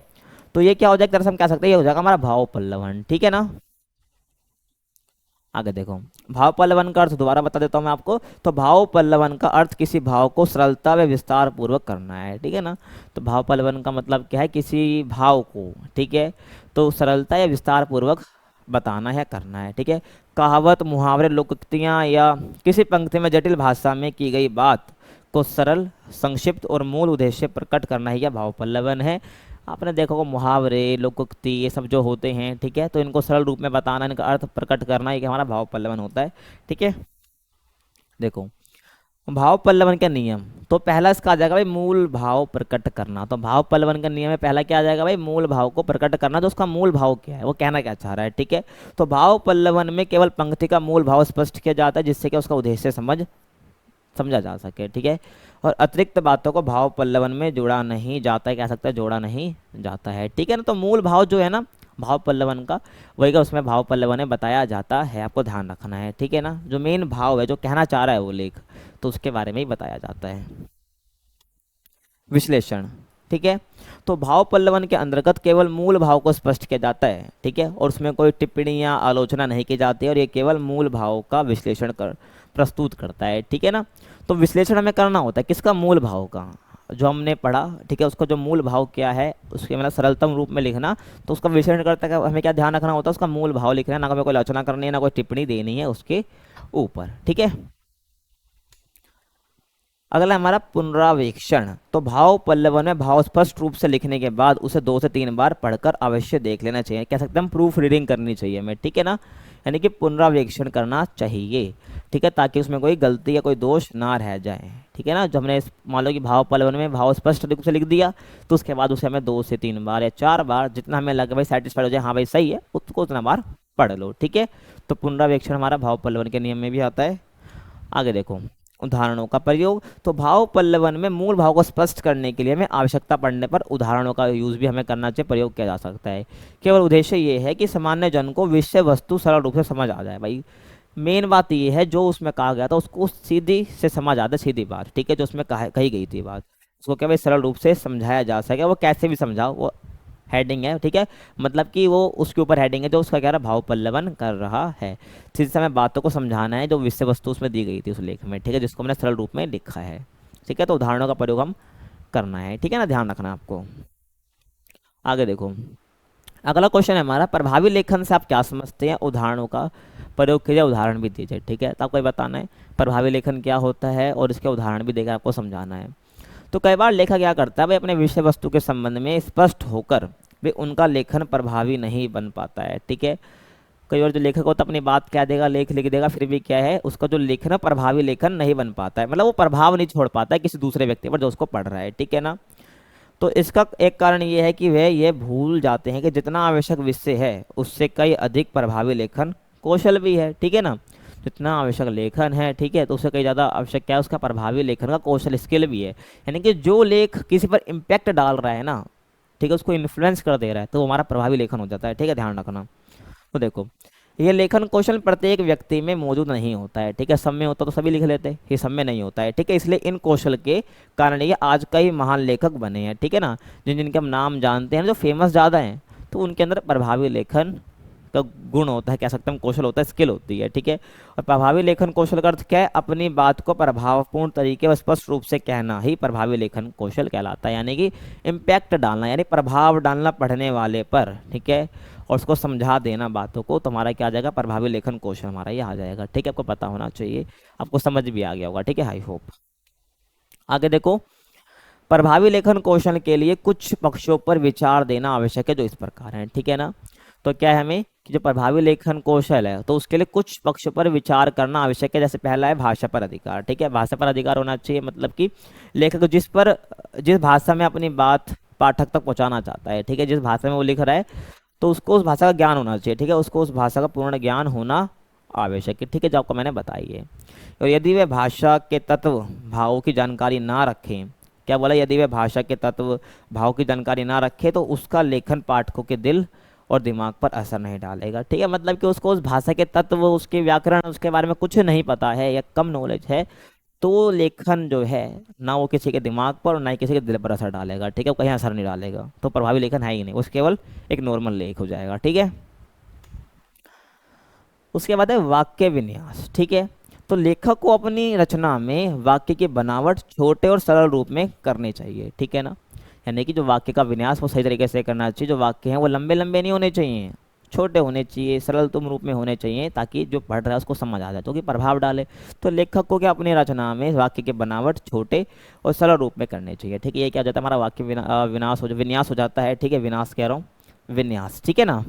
तो ध्यान रखना, ठीक है, वाक्य विन्यास है ये, तो ध्यान रखना, जिससे क्या पाठकों को समझ आ सके और एक वाक्य में एक ही बात कहना उचित है। ठीक है, एक वाक्य में 10 बातें नहीं कहनी है, एक वाक्य में एक ही बात हो। ठीक है, और छोटे वाक्य हो ताकि जो पढ़ रहा है, जो पाठक है, उसको समझ आ जाए। ठीक है ना। इससे क्या होता है, पाठक बिना भटके पाठक की क्रिया को पूर्ण कर सकता है। मतलब कि जो पढ़ने की उसकी क्रिया है, ठीक है ना, मतलब जो पढ़ रहा है, ठीक है ना, तो उसको पूरा कर सके। ये नहीं कि भाई स्टार्टिंग में थोड़ा पढ़ रहा था, फिर उन्होंने कॉपी उठाई फेंक दी, अरे हमें नहीं पढ़ना, ऐसा नहीं होना चाहिए। ठीक है, तो मतलब कि उसको ऐसा क्यों नहीं करेगा, मतलब जो पढ़ रहा है उसको क्यों साइड नहीं करेगा, क्योंकि वो कब नहीं करेगा, तब उसके जो वाक्य विन्यास तरीके से कर रखा हो, जो जो लिख रखा हो अच्छे तरीके से लिखा हो। ठीक है, नहीं प्रभावपूर्ण तरीके से लिखा हो। ठीक है ना, समझ आ गया होगा आपको। उसके बाद है शब्दावली। ठीक है ना, तो लेखक की शब्दावली की अधिक होगी, उसकी रचना उतनी की होगी प्रभावपूर्ण होती चली जाती है। ठीक है, तो भाई शब्दावली तो जरूरी है, चाहे तुम इंग्लिश में कुछ लिख रहे हो, चाहे तुम हिंदी में कुछ लिख रहे हो, तुम्हारी वोकैब यानी कि जो तुम्हारी शब्दावली वो अच्छी होनी चाहिए। ठीक है, जब तुम लेखन करते हो तो लेखन की शब्दावली अधिक होगी, जो लिख रहा है, जो लेखक की शब्दावली जितनी अधिक होगी तो उसकी जो रचना है वो उतनी क्या होगी, इम्पैक्टफुल होगी, यानी कि प्रभावपूर्ण होती चली जाती है। और लेखक को अपनी शब्दावली में शब्दों के चयन का ज्ञान होना आवश्यक है। ठीक है ना, तो लेखक को क्या करना है भाई, अपने शब्दावली में शब्दों के चयन का ज्ञान होना आवश्यक है। मतलब कि किस रचना के लिए किस प्रकार के शब्दों का चयन करना है, तो उसका जानकारी उसको होनी चाहिए। और उसे ये समझना होगा कि भाई वाक्य किस शब्द के अनुरूप लिखना है। ठीक है, तो वाक्य किस शब्द के अनुरूप लिखना है तो इसको पता होना चाहिए। अगला देखो, शैली। ठीक है ना, तो शैली का अर्थ लिखने का ढंग है। ठीक है, आपको मैंने स्टार्टिंग में बताया था भाई लिखने का तरीका, तो शैली का मतलब तरीका। तो एक बात को दो लेखक अपने अपने ढंग से, अलग अलग ढंग से लिख सकते हैं। ठीक है, तो वो उनकी शैली है, तो भाई शैली बहुत इंपॉर्टेंट हो जाती है, शैली ध्यान रखनी होती है। ठीक है, कि किस शैली में हम लिख रहे हैं जो कि ज़्यादा प्रभावपूर्ण लगे, यानी जो प्रभाव डाले दूसरे पढ़ने वाले को। ठीक है, तो शैली का काफ़ी ध्यान रखना होता है, जो कि हर लेखक की अलग अलग होती है, तभी क्या हुआ एक लेखक को दूसरे लेखक से अलग बना देती है। अगला क्या है, मुहावरे लोकोक्तियों का प्रयोग। ठीक है, ठीक है, मुहावरे लोकोक्तियों का प्रयोग प्रभावी लेखन में करना चाहिए। ठीक है, तो अपनी बात को प्रभावी ढंग से लिखने के लिए मुहावरे और लोकोक्तियों का प्रयोग आवश्यक होता है। ठीक है ना, कई कई बार आपने देखा होगा लेखन के बीच में मुहावरों का प्रयोग हो जाता है। वो क्यों हो जाता है, ताकि इम्पैक्ट डाल सके, थोड़ा पढ़ने में अच्छा लगे। ठीक है ना, तो इससे पाठक के मन पर अच्छा प्रभाव पड़ता है, जो आपको मैंने बताया। और ये मुहावरे और लोकोक्ति इसलिए बनाई गई हैं ताकि क्या, इससे भाषा का सौंदर्य यानी कि भाषा की जो सुंदरता है वो विकसित होकर प्रकट हो। जो लेख है उसकी जो भाषा है, जो लेख रहेगा उसकी जो सुंदरता है वो बढ़ जाए, वो विकसित होकर प्रकट हो। ठीक है, आगे देखो, प्रभावी लेखन में जो व्याकरणिक शुद्धता है वो भी होनी चाहिए, मतलब कि व्याकरण में कोई मिस्टेक नहीं होनी चाहिए। ठीक है ना, आपको ध्यान रखना है, व्याकरण में कोई मिस्टेक नहीं होनी चाहिए। कहाँ गया, ये रहा। ठीक है, तो ध्यान रखना है कि हमने शब्दावली की बात कर ली, शैली की बात कर ली, वो तो इम्पोर्टेंट है ही। ठीक है, लेकिन क्या व्याकरणिक शुद्धता भी हमारी होनी चाहिए, यानी प्रभावी लेखन में केवल लोकोक्तियाँ, मुहावरे, शैली या शब्दावली इंपॉर्टेंट नहीं है भाई, व्याकरणिक दृष्टि से भी शुद्ध होना चाहिए वो कंटेंट जो आप लिख रहे हो। ठीक है, तो व्याकरणिक शुद्धता प्रभावी लेखन का एक सौंदर्य बढ़ाती है। ठीक है, मतलब कि जो बात कही गई है उसको अच्छे तरीके से लिखना। ठीक है, बिना कोई मिस्टेक के। आगे देखो, अगला है अलंकारिता। ठीक है, तो कई लेखक कौन है, आपने उपन्यास आदि में अलंकारिक शब्दों भाषा का प्रयोग किया है। ठीक है, कई लेखकों ने, ठीक है, तो ये मिसप्रिंट है। ठीक है, कई लेखकों ने क्या करा है, अपने उपन्यास आदि में अलंकारिक भाषा का प्रयोग किया है। ठीक है, अलंकार आपने पढ़े होंगे, तो उस अलंकारिक भाषा को हम कहते हैं। ठीक है, अलंकारिक, अलंकार का प्रयोग जिस भाषा में करा जाता है उसको हम अलंकारिक भाषा बोल देते हैं।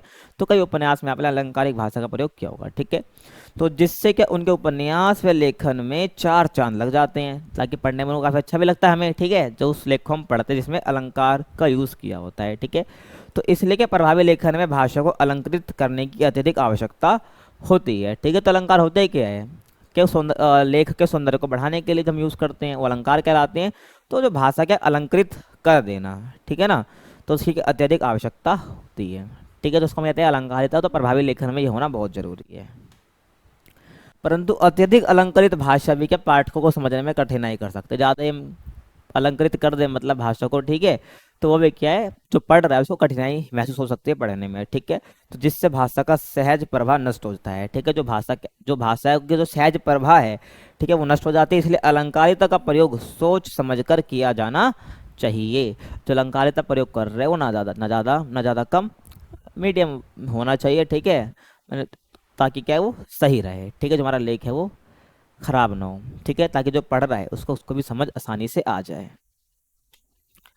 अगला क्वेश्चन देखो, संपादकीय लेखन से आप क्या समझते हैं, उदाहरण से उत्तर दीजिए। ठीक है, आपको ये बताना है भाई संपादकीय लेखन क्या होता है, आपको उदाहरण के साथ समझाना है। ठीक है, तो बहुत से हिंदी भाषा में कई प्रकार के समाचार पत्र और पत्रिकाएं प्रकाशित, ठीक है, होने लगी थी। ठीक है, बहुत समय से, बहुत समय पहले से आप देख रहे हो, आज़ादी के समय से पहले भी क्या हो रहा है कि जो पत्रिकाएं हैं, जो समाचार है, वो प्रकाशित होते आ रहे हैं और अभी भी हो रहे हैं। ठीक है ना, और ये पत्रिकाएं आज भी क्या हो रही है, प्रकाशित होती हैं, तथा राष्ट्रीय और अंतर्राष्ट्रीय क्षेत्रों स्तर पर में क्या है, इनके पढ़ने वालों की एक बड़ी संख्या है। मतलब कि यहाँ पर बोला गया राष्ट्रीय स्तर हो चाहे अंतर्राष्ट्रीय स्तर, दोनों जगहों पर पढ़ने वाले हैं ना समाचार पत्र, ठीक है, उनकी क्या संख्या बहुत है, एक बड़ी संख्या है। और आज देश में ना जाने कितने ही समाचार पत्र प्रकाशित होते हैं। ठीक है ना, और इसलिए कि आम जनता किस प्रकार इन संपादकीय लेखन का चुनाव करे, ये जानना सभी के लिए आवश्यक है।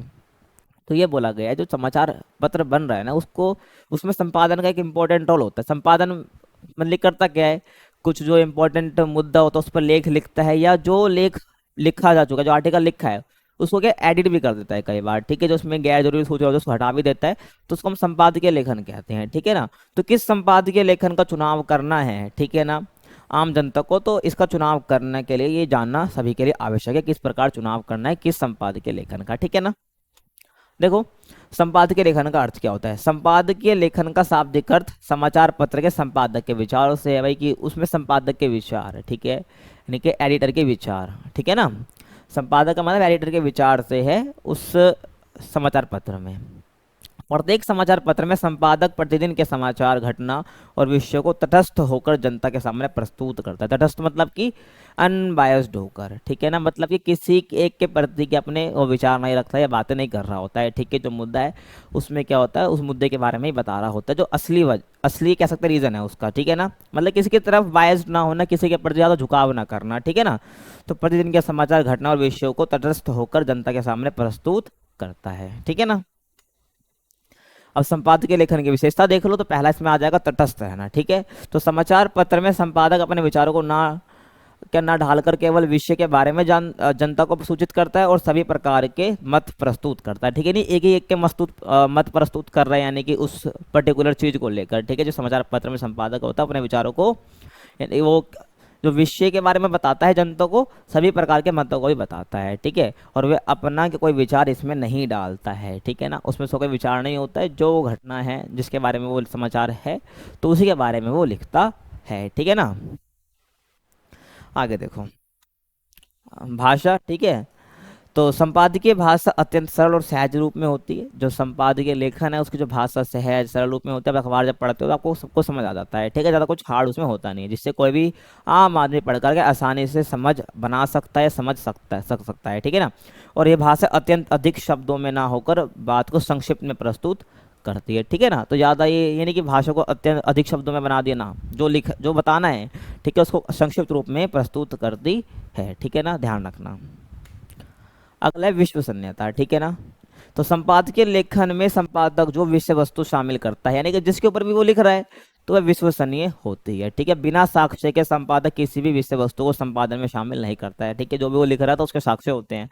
मान लो एक्सीडेंट हुआ है तो एक्सीडेंट कैसे हुआ है, किसने किया, तो सबकी जानकारी भी हमें उसमें मिलती है, उस लेखन में। ठीक है, तो उसकी विश्वसनीयता बहुत होती है। ठीक है, तो उसकी विषय वस्तु जो होती है लेखन की, तो उसमें क्या किसी प्रकार का क्या कह सकते हैं हम, साक्ष्य के बिना वो नहीं लिखता है। ठीक है, मतलब साक्ष्य होते हैं उसके, वो इसी चीज को वो लिखता है। ठीक है, ये मैं कहना चाह रहा हूँ, आपको समझ भी आ गया होगा। आगे देखो उपयोगिता। ठीक है, तो संपादकीय लेखन ना केवल समाज के एक वर्ग के लिए है, भाई संपादकीय लेखन किसी एक बंदे के लिए थोड़ी है, ना कि एक वर्ग के लिए नहीं है थोड़ी। ठीक है, बल्कि ये सभी वर्गों में अपनी उपयोगिता बनाए हुए रखता है। समाचार एक वर्ग थोड़ी पढ़ता है, सभी वर्ग पढ़ते हैं, और सभी में क्या होती है, समाचार पत्रों के संपादकीय लेखन की उपयोगिता होती है। ठीक है, तो ध्यान रखना। और समाचार पत्र में महिला, बच्चे, पुरुष, विद्यार्थी, बुजुर्ग, सभी वर्गों के लिए कुछ ना कुछ विषय वस्तु शामिल की जाती है। ठीक है, तो सभी के लिए, विद्यार्थी हो, पुरुष हो, बच्चे हो, महिलाएं हो, सभी के लिए कुछ ना कुछ उसमें शामिल होता है। ठीक है, आपने देखा जो गवर्नमेंट एग्जाम की तैयारी करते हैं, ठीक है, तो वो क्या करते हैं, अखबार को पढ़ते हैं, किस लिए, करंट अफेयर्स के लिए पढ़ते हैं, तो उस अखबार में उनके लिए भी कुछ ना कुछ होता है। ठीक है, तो बुजुर्ग भी उसको पढ़ते हैं, बच्चे भी पढ़ते हैं, सब पढ़ते हैं। ठीक है ना, तो सभी वर्ग के लिए क्या होता है, उसमें बातें होती हैं, यानी सभी के लिए क्या इसमें कुछ ना कुछ उपयोगिता वाली चीज़ें होती हैं, तो इसलिए उपयोगिता इसकी बहुत होती है। ठीक है, जिससे समाचार पत्र की तरफ क्या आकर्षित हो सके। ठीक है, सभी के लिए इसमें होती है। ठीक है ना, मतलब की उपयोगिता। आगे देखो, तत्कालिक घटनाओं का विवरण। तो अक्सर ये देखा जा सकता है कि जो टेलीविजन पर केवल कुछ ही तत्कालीन घटनाओं के बारे में चर्चा की जाती है। ठीक है, मतलब कुछ ही, सबके बारे में नहीं, कुछ ही के घटनाएं होती हैं उनके बारे में बताया जाता है। तत्कालीन मतलब होगा जो उस टाइम पर जब वो लेख लिखा जा रहा है या जब वो घटना घटी है, तो उसी को हम बोलते हैं तत्कालिक घटना। ठीक है, मान लो कि जब मैं वीडियो बना रहा हूँ ना, अभी कुछ घटना घट जाए, तो वो क्या हो जाएगी, तत्कालिक घटना हो जाएगी। ठीक है ना, तो तत्कालिक घटनाओं के बारे में चर्चा की जाती है। परंतु संपादकीय लेखन एक समय में पूरे देश भर के समाचार एक साथ प्रस्तुत करता है।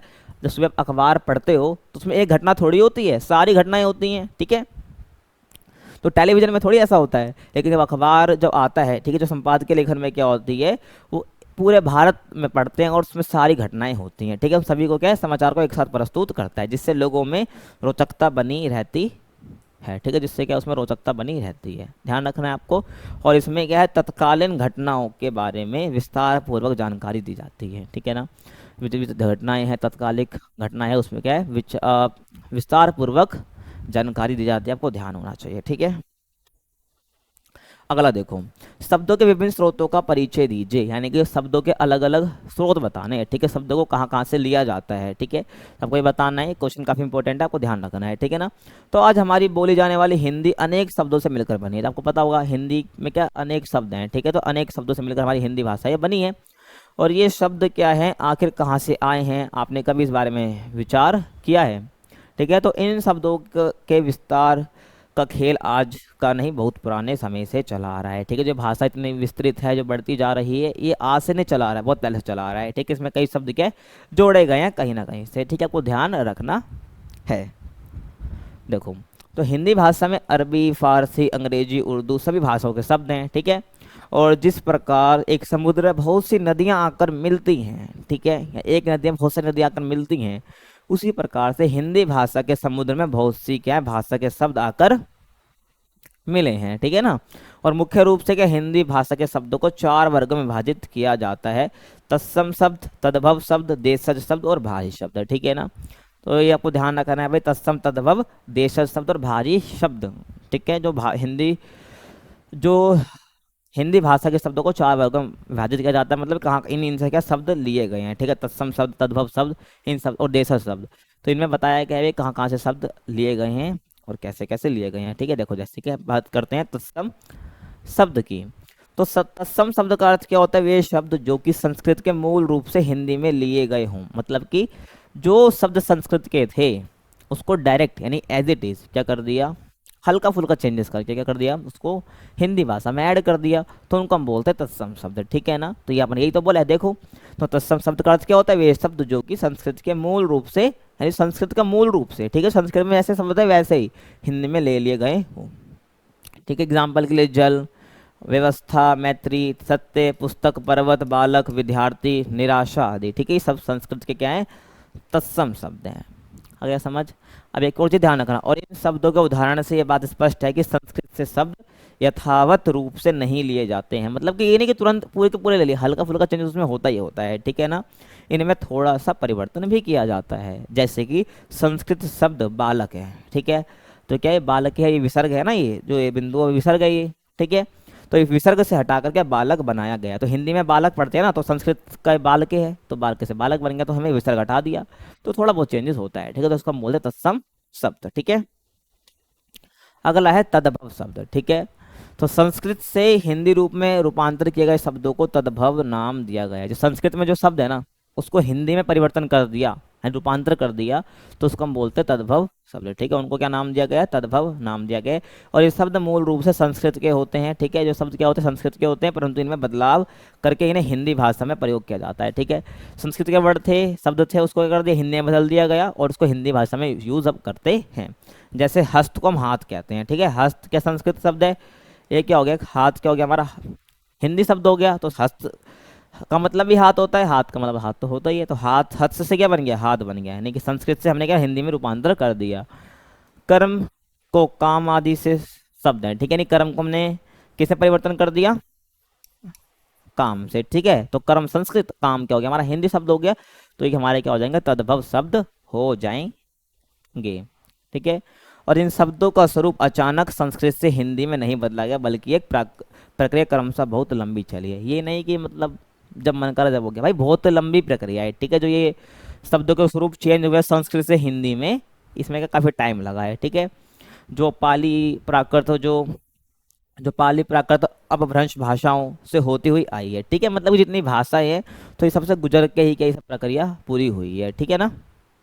और इन भाषाओं के साथ शब्दों का पहले ध्वनि उच्चारण बदला, तो बाद में इनका स्वरूप भी बदलता चलेगा। तो पहले ध्वनि का स्वरूप बदला, ठीक है, यानी जो उच्चारण बदला, ठीक है, शब्दों का, फिर बाद में क्या हुआ, इसका स्वरूप बदलता चला गया। और अनेक भाषाविदों ने तद्भव और तत्सम शब्दों के साथ साथ अर्थ तत्सम वर्ग को भी स्वीकार किया है। ठीक है ना। समझ आ गया। मतलब कि जो तद्भव और तत्सम शब्द है, इनको स्वीकार किया गया भाषाविदों द्वारा। आपको ध्यान रखना है। ठीक है। अगला आता है हमारा देशज शब्द। ठीक है। तो देशज शब्द वे शब्द होते हैं जिनके स्रोत हमें ना तो संस्कृत भाषा में देखने को मिलते हैं और न ही अन्य विदेशी भाषाओं में प्राप्त होते हैं, बल्कि ये अपने ही देश में क्या स्थानीय भाषाओं से उत्पन्न हुए हैं। ठीक है। तो देशज शब्द वो होते हैं भाई, देखो नाम है, विदेशी कई भाषा से लिए गए हैं, ना ही कोई संस्कृत से लिए गए हैं, बल्कि वो भाषाएं होती हैं जो कि हमारी स्थानीय भाषा है, तो उनसे वो शब्द ले लिए गए हैं। ठीक है ना। तो हमारे हो जाएंगे देशज शब्द। ठीक है। तो शब्दों के रूप ही बता रहे हैं। ठीक है ना। आपको शब्दों के स्रोत कहाँ कहाँ से लिए गए हैं, तो ये देशज शब्द आपको समझ आ गया, तो स्थानीय भाषाओं से लिए गए शब्द। तो इन शब्दों को हिंदी भाषा के सही मायने के शब्द भी कहा जा सकता है। ठीक है ना। और इन शब्दों के उदाहरण के लिए मैं बताऊं तो देशज शब्द के उदाहरण है लड़का, लड़की, खिड़की, लोटा, पेड़ आदि सब क्या देशज शब्द है। ठीक है। जो हम अपनी डेली लाइफ में यूज़ भी करते हैं, हमें लगता है हिंदी, लेकिन ये स्थानीय भाषाएं जो है उस देश की, उनमें से लिए गए हैं। ठीक है ना। ये आगे देखो, शब्दों के अर्थ पक्ष पर प्रकाश डालिए। जो शब्द है उसके अर्थ पक्ष पर प्रकाश डालना है, मतलब कि जो शब्द है ना उसके डिफरेंट भी अर्थ होते हैं, तो उसका अर्थ किस कंटेक्स्ट में देखना है, कैसे निकालना है, इसके ऊपर बात करनी है। ठीक है ना। तो देखो, तो मनुष्य अपने विचारों को प्रकट करने के लिए मौखिक और लिखित भाषा का प्रयोग करता है। ये आपको पता है भाई, जो विचार होते हैं उसको कैसे प्रकट करता है, मौखिक रूप से बोल के या लिख कर। ठीक है। तो लिखित भाषा का मेल शब्दों से होता है। ठीक है। जो लिखित भाषा जो कर रहा है, ठीक है, तो लिखित भाषा का मेल किससे बना, शब्दों से होता है। शब्दों से वाक्य बनते हैं, वाक्य से भाषा बन जाती है। और कई बार मनुष्य का शब्दों के जाल में उलझ कर रह जाता है। ठीक है। जो मनुष्य होता है कई बार वो शब्दों के जाल में उलझ कर रह जाता है। ठीक है ना। मतलब कि उसको अर्थ ही समझ नहीं आता, वो शब्द में उलझा रह जाता है कि भाई जो कहना क्या चाह रहा है वो। ठीक है। तो देखो, क्योंकि एक ही शब्द के कई अर्थ निकलते हैं, जो कि मैंने आपको बता दिया। और कई बार कई शब्दों के एक अर्थ बनते हैं। ठीक है। कई बार ऐसे बहुत से शब्द होते हैं जिनके एक ही अर्थ बनते हैं। ठीक है ना। देखो आगे, इसलिए प्रत्येक व्यक्ति को लिखित भाषा में इस शब्द जाल को समझना आवश्यक है। ठीक है। प्रत्येक व्यक्ति को इस शब्द जाल को समझना आवश्यक है। और इन शब्दों के अर्थ पक्ष को समझने के लिए इन्हें मुख्य रूप से 5 प्रकारों में विभाजित किया गया है। मतलब कि जो इन अर्थ पक्ष को समझना, वो अर्थ के जाल में ना फंस जाए, तो उसके लिए 5 वर्गों में विभाजित किया गया है इन शब्द अर्थ पक्ष को। ठीक है ना। तो देखो, पहला आता है हमारा समरूपी शब्द। ठीक है। तो समरूपी शब्द समझ सकते हो भाई, जैसे कि ये भी शब्द होते हैं जो कि एक से अधिक अर्थ प्रकट करते हैं। समरूपी यानी कि सबके समान रूप है बट अर्थ एक ही है। मतलब कि यहाँ पर कहना चाह रहा है कि एक से अधिक अर्थ प्रकट करते हैं। ठीक है। रूप में यानी कि दिखने में सेम और अर्थ ज़्यादा प्रकट करते हैं। ठीक है। तो ध्यान रखना, अधिक अर्थ। ठीक है ना। समरूप हमारे क्या हो जाएंगे, जो दिखने में सेम है, यानी समान रूप है जिनका। ठीक है। सम यानी समान रूप, मतलब दिख रहे हैं जैसे वो, तो समान रूप है, लेकिन उनके अधिक अर्थ हैं। ठीक है। तो जैसे कि मैं बात करूँ पर की। ठीक है। अब पर का मतलब होता है पंख। हम बोलते हैं तेरे पर काट दूंगा। ठीक, मेरे लिए घर में बोला जाता है कि तेरे पर काट देंगे। ठीक है। यानी पंख काट देंगे बोला जाता है। तो पर का मतलब है पंख भी है। ठीक है। और पर का मतलब लेकिन भी है। कैसे, मैं आ तो जाता पर मन नहीं है। तो यहाँ पर किसके लिए यूज हुआ है, लेकिन के लिए। ठीक है ना। तो पर यहाँ पर लेकिन के लिए भी यूज हो गया। तो देखो, रूप तो एक ही है, लेकिन अर्थ क्या अधिक है। आया समझ। अब मगर की बात कर लेते हैं। मगर का मतलब भी है लेकिन। ठीक है। मेरा मन तो है मगर मैं आना नहीं चाहता, यानी कि हम लेकिन बोलना चाह रहे हैं। ठीक है। अगर मैं ये बोल दूं मेरा मन तो है लेकिन मैं आना नहीं चाहता, भी कोई दिक्कत नहीं है, तो मैंने मगर यूज़ कर लिया। ठीक है ना। तो मगर का मतलब लेकिन भी होता है और मगर का मतलब मगरमच्छ भी होता है। तो यहाँ पर भी देखो सेम है। ठीक है। लेकिन अर्थ के अलग अलग हैं। ठीक है। तो यहाँ पर ये बोला समरूपी शब्द ये होता है जो अधिक अर्थ प्रकट करते हैं। ठीक है।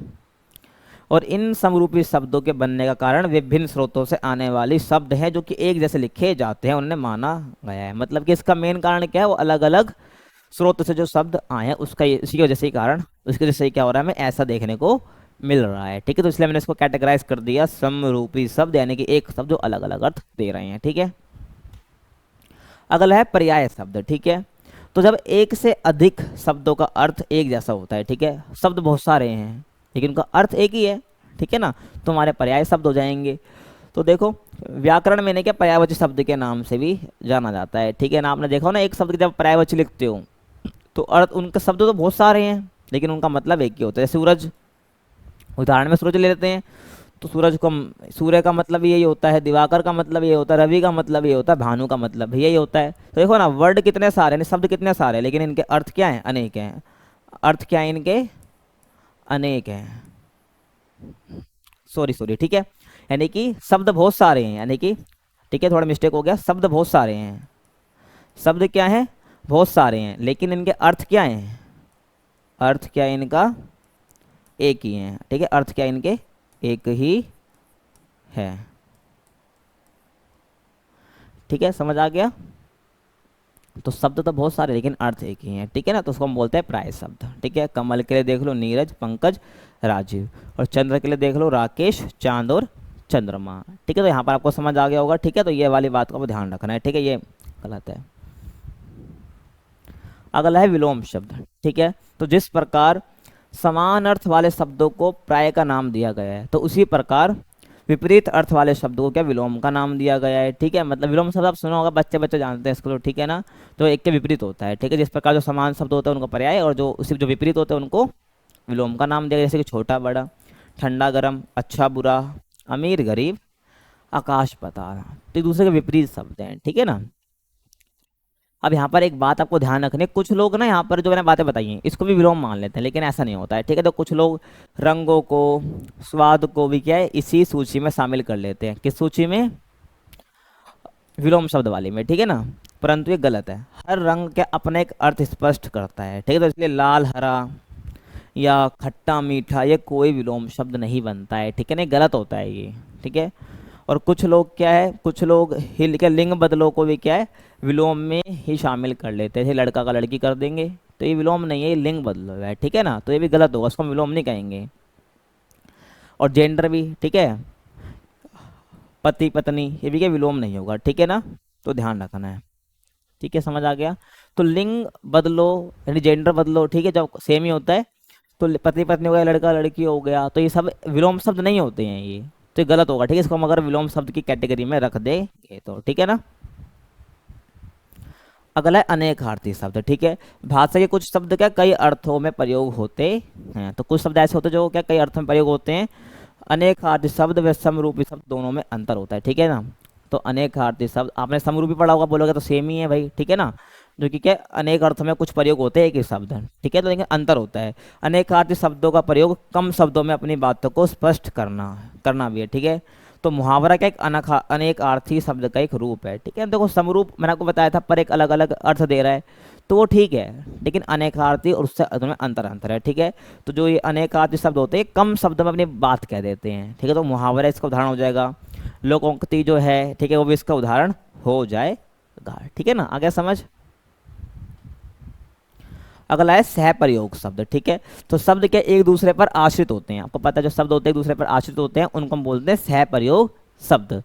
जब अर्थ की दृष्टि से मान लो हमें हत्या वर्ड लिया है, यानी यहाँ पर बोला गया हत्या करने पर क्या होती है, पुलिस गिरफ्तार करती है। ठीक है, तो इसके बाद हम क्या लिख सकते हैं, हमारे मन में खुद ऑटोमेटिकली आएगा तथा अदालत में सजा सुनाई जाती है। ठीक है, तो देखो इससे क्या हो रहा है, हत्या का नाम लेते हैं हमारे मन में खुद आएगा। ठीक है, तो अदालत में सजा सुनाई जाती है भाई अगर हत्या करोगे तो। ठीक है ना, तो यहाँ पर दोनों क्या है, यहाँ पर आश्रित है एक दूसरे पर। तो क्या हो जाएंगे, सहप्रयोग शब्द हो जाएंगे। तो उसमें हत्या के साथ के अन्य शब्द भी जुड़े हुए हैं, तो हत्या के साथ ही के अपने आप अन्य शब्द ध्यान में आने लगते हैं, तो इन्हीं को हम क्या बोलेंगे, सहप्रयोग शब्द बोलेंगे। जब हम एक बात बोलते हैं दूसरा हमारे मन में ऑटोमेटिकली आ जाता है, यानी कि दोनों एक दूसरे पर आश्रित होते हैं, ये आश्रित हैं और सहप्रयोग है आपस में। ठीक है, इनको आपस में प्रयोग करते हैं। जब एक शब्द का अर्थ स्पष्ट करने के लिए हमें अन्य शब्दों का उपयोग करना पड़ता है तो उसे सहप्रयोग शब्द कहा जाता है। ठीक है ना, और इसलिए एक शब्द को सीखते समय हमारे लिए अन्य सहयोगी शब्द को भी सीखना अत्यंत आवश्यक होता है। ठीक है, समझ आ गया? कुछ डाउट आता तो कमेंट में पूछ सकते हो। और भाषा के सही प्रयोग के लिए शब्दों के सही अर्थ को समझना आवश्यक है भाई। अगर भाषा को सही प्रयोग करना है तो हमें शब्दों का सही अर्थ को समझना काफ़ी जरूरी हो जाता है। ठीक है, और बिना शब्दों के अर्थ जाने भाषा का प्रयोग करना असंभव है। ठीक है ना, बिना शब्दों का अर्थ जाने हम क्या कर सकते हैं, भाषा का प्रयोग नहीं कर सकते हैं। और शब्दों का अर्थ ना जानना एक दोषपूर्ण संवाद का कारण भी बनता है। ठीक है, हम उसका ढंग से नहीं जान रहे शब्दों का अर्थ, तो दोषपूर्ण संवाद का कारण भी बनता है, दोषपूर्ण लेखन का कारण भी बनता है। तो आपको ध्यान होना चाहिए। अब अगला हमारा क्वेश्चन है सार लेखन का अर्थ समझाइए। ठीक है, तो यहाँ पर एक और ऐड कर लो, सार लेखन की हमें विशेषता ही बतानी है। ठीक है ना, सार लेखन क्या होता है, इसकी विशेषता। और ये लास्ट क्वेश्चन है, ध्यान रखना। ठीक है ना, तो देखो सार लेखन क्या होता है। सार मतलब शॉर्ट समरी। ठीक है, यानी कि किसी भी बड़े से रूप को, यानी कि जो जो लेखन हमने वर्णनात्मक लेखन की बात करी थी, जो बात है उसमें कही गई, मान लो एक बात की गई है बहुत डिटेल में, उसको हम उसी बात को एक छोटे रूप में दिखा दें तो हो जाएगा हमारा सार लेखन। ठीक है ना, जिसको हम समरी भी कह देते हैं। ठीक है, सार लेखन एक प्रभावशाली कौशल है जिसमें क्या होता है, किसी बड़े पाठ या भाषण को संक्षेप, स्पष्ट और संक्षिप्त रूप में प्रस्तुत किया जाता है। ठीक है ना, और इसका उद्देश्य क्या, पाठक या श्रोता को कम समय में आवश्यक जानकारी प्रदान करना होता है। ठीक है, तो इसमें क्या होता है, किसी बड़े पाठ को या भाषण को छोटा या संक्षेप यानी स्पष्ट और संक्षिप्त रूप में प्रस्तुत करना सार लेखन होता है। इसको उद्देश्य मिलने क्या होता है, जो श्रोता है, यानी जो श्रोता मतलब ऑडियंस। ठीक है ना, श्रोता मतलब ऑडियंस जो जिसको पढ़ने वाली है। ठीक है, तो पाठक ही को कहेंगे। ठीक है, पाठक या श्रोता को कम समय में आवश्यक जानकारी दे दे तो उसको हम बोलते हैं सार लेखन। ठीक है, तो सार लेखन की मुख्य विशेषता कौन कौन सी होती है उसको देख लो। पहला है संक्षिप्तता। ठीक है, तो सार को क्या, मूल पाठ या भाषण की तुलना में बहुत संक्षिप्त होना चाहिए। ठीक है, जो संक्षिप्तता मतलब होता है भाई छोटा रूप देना।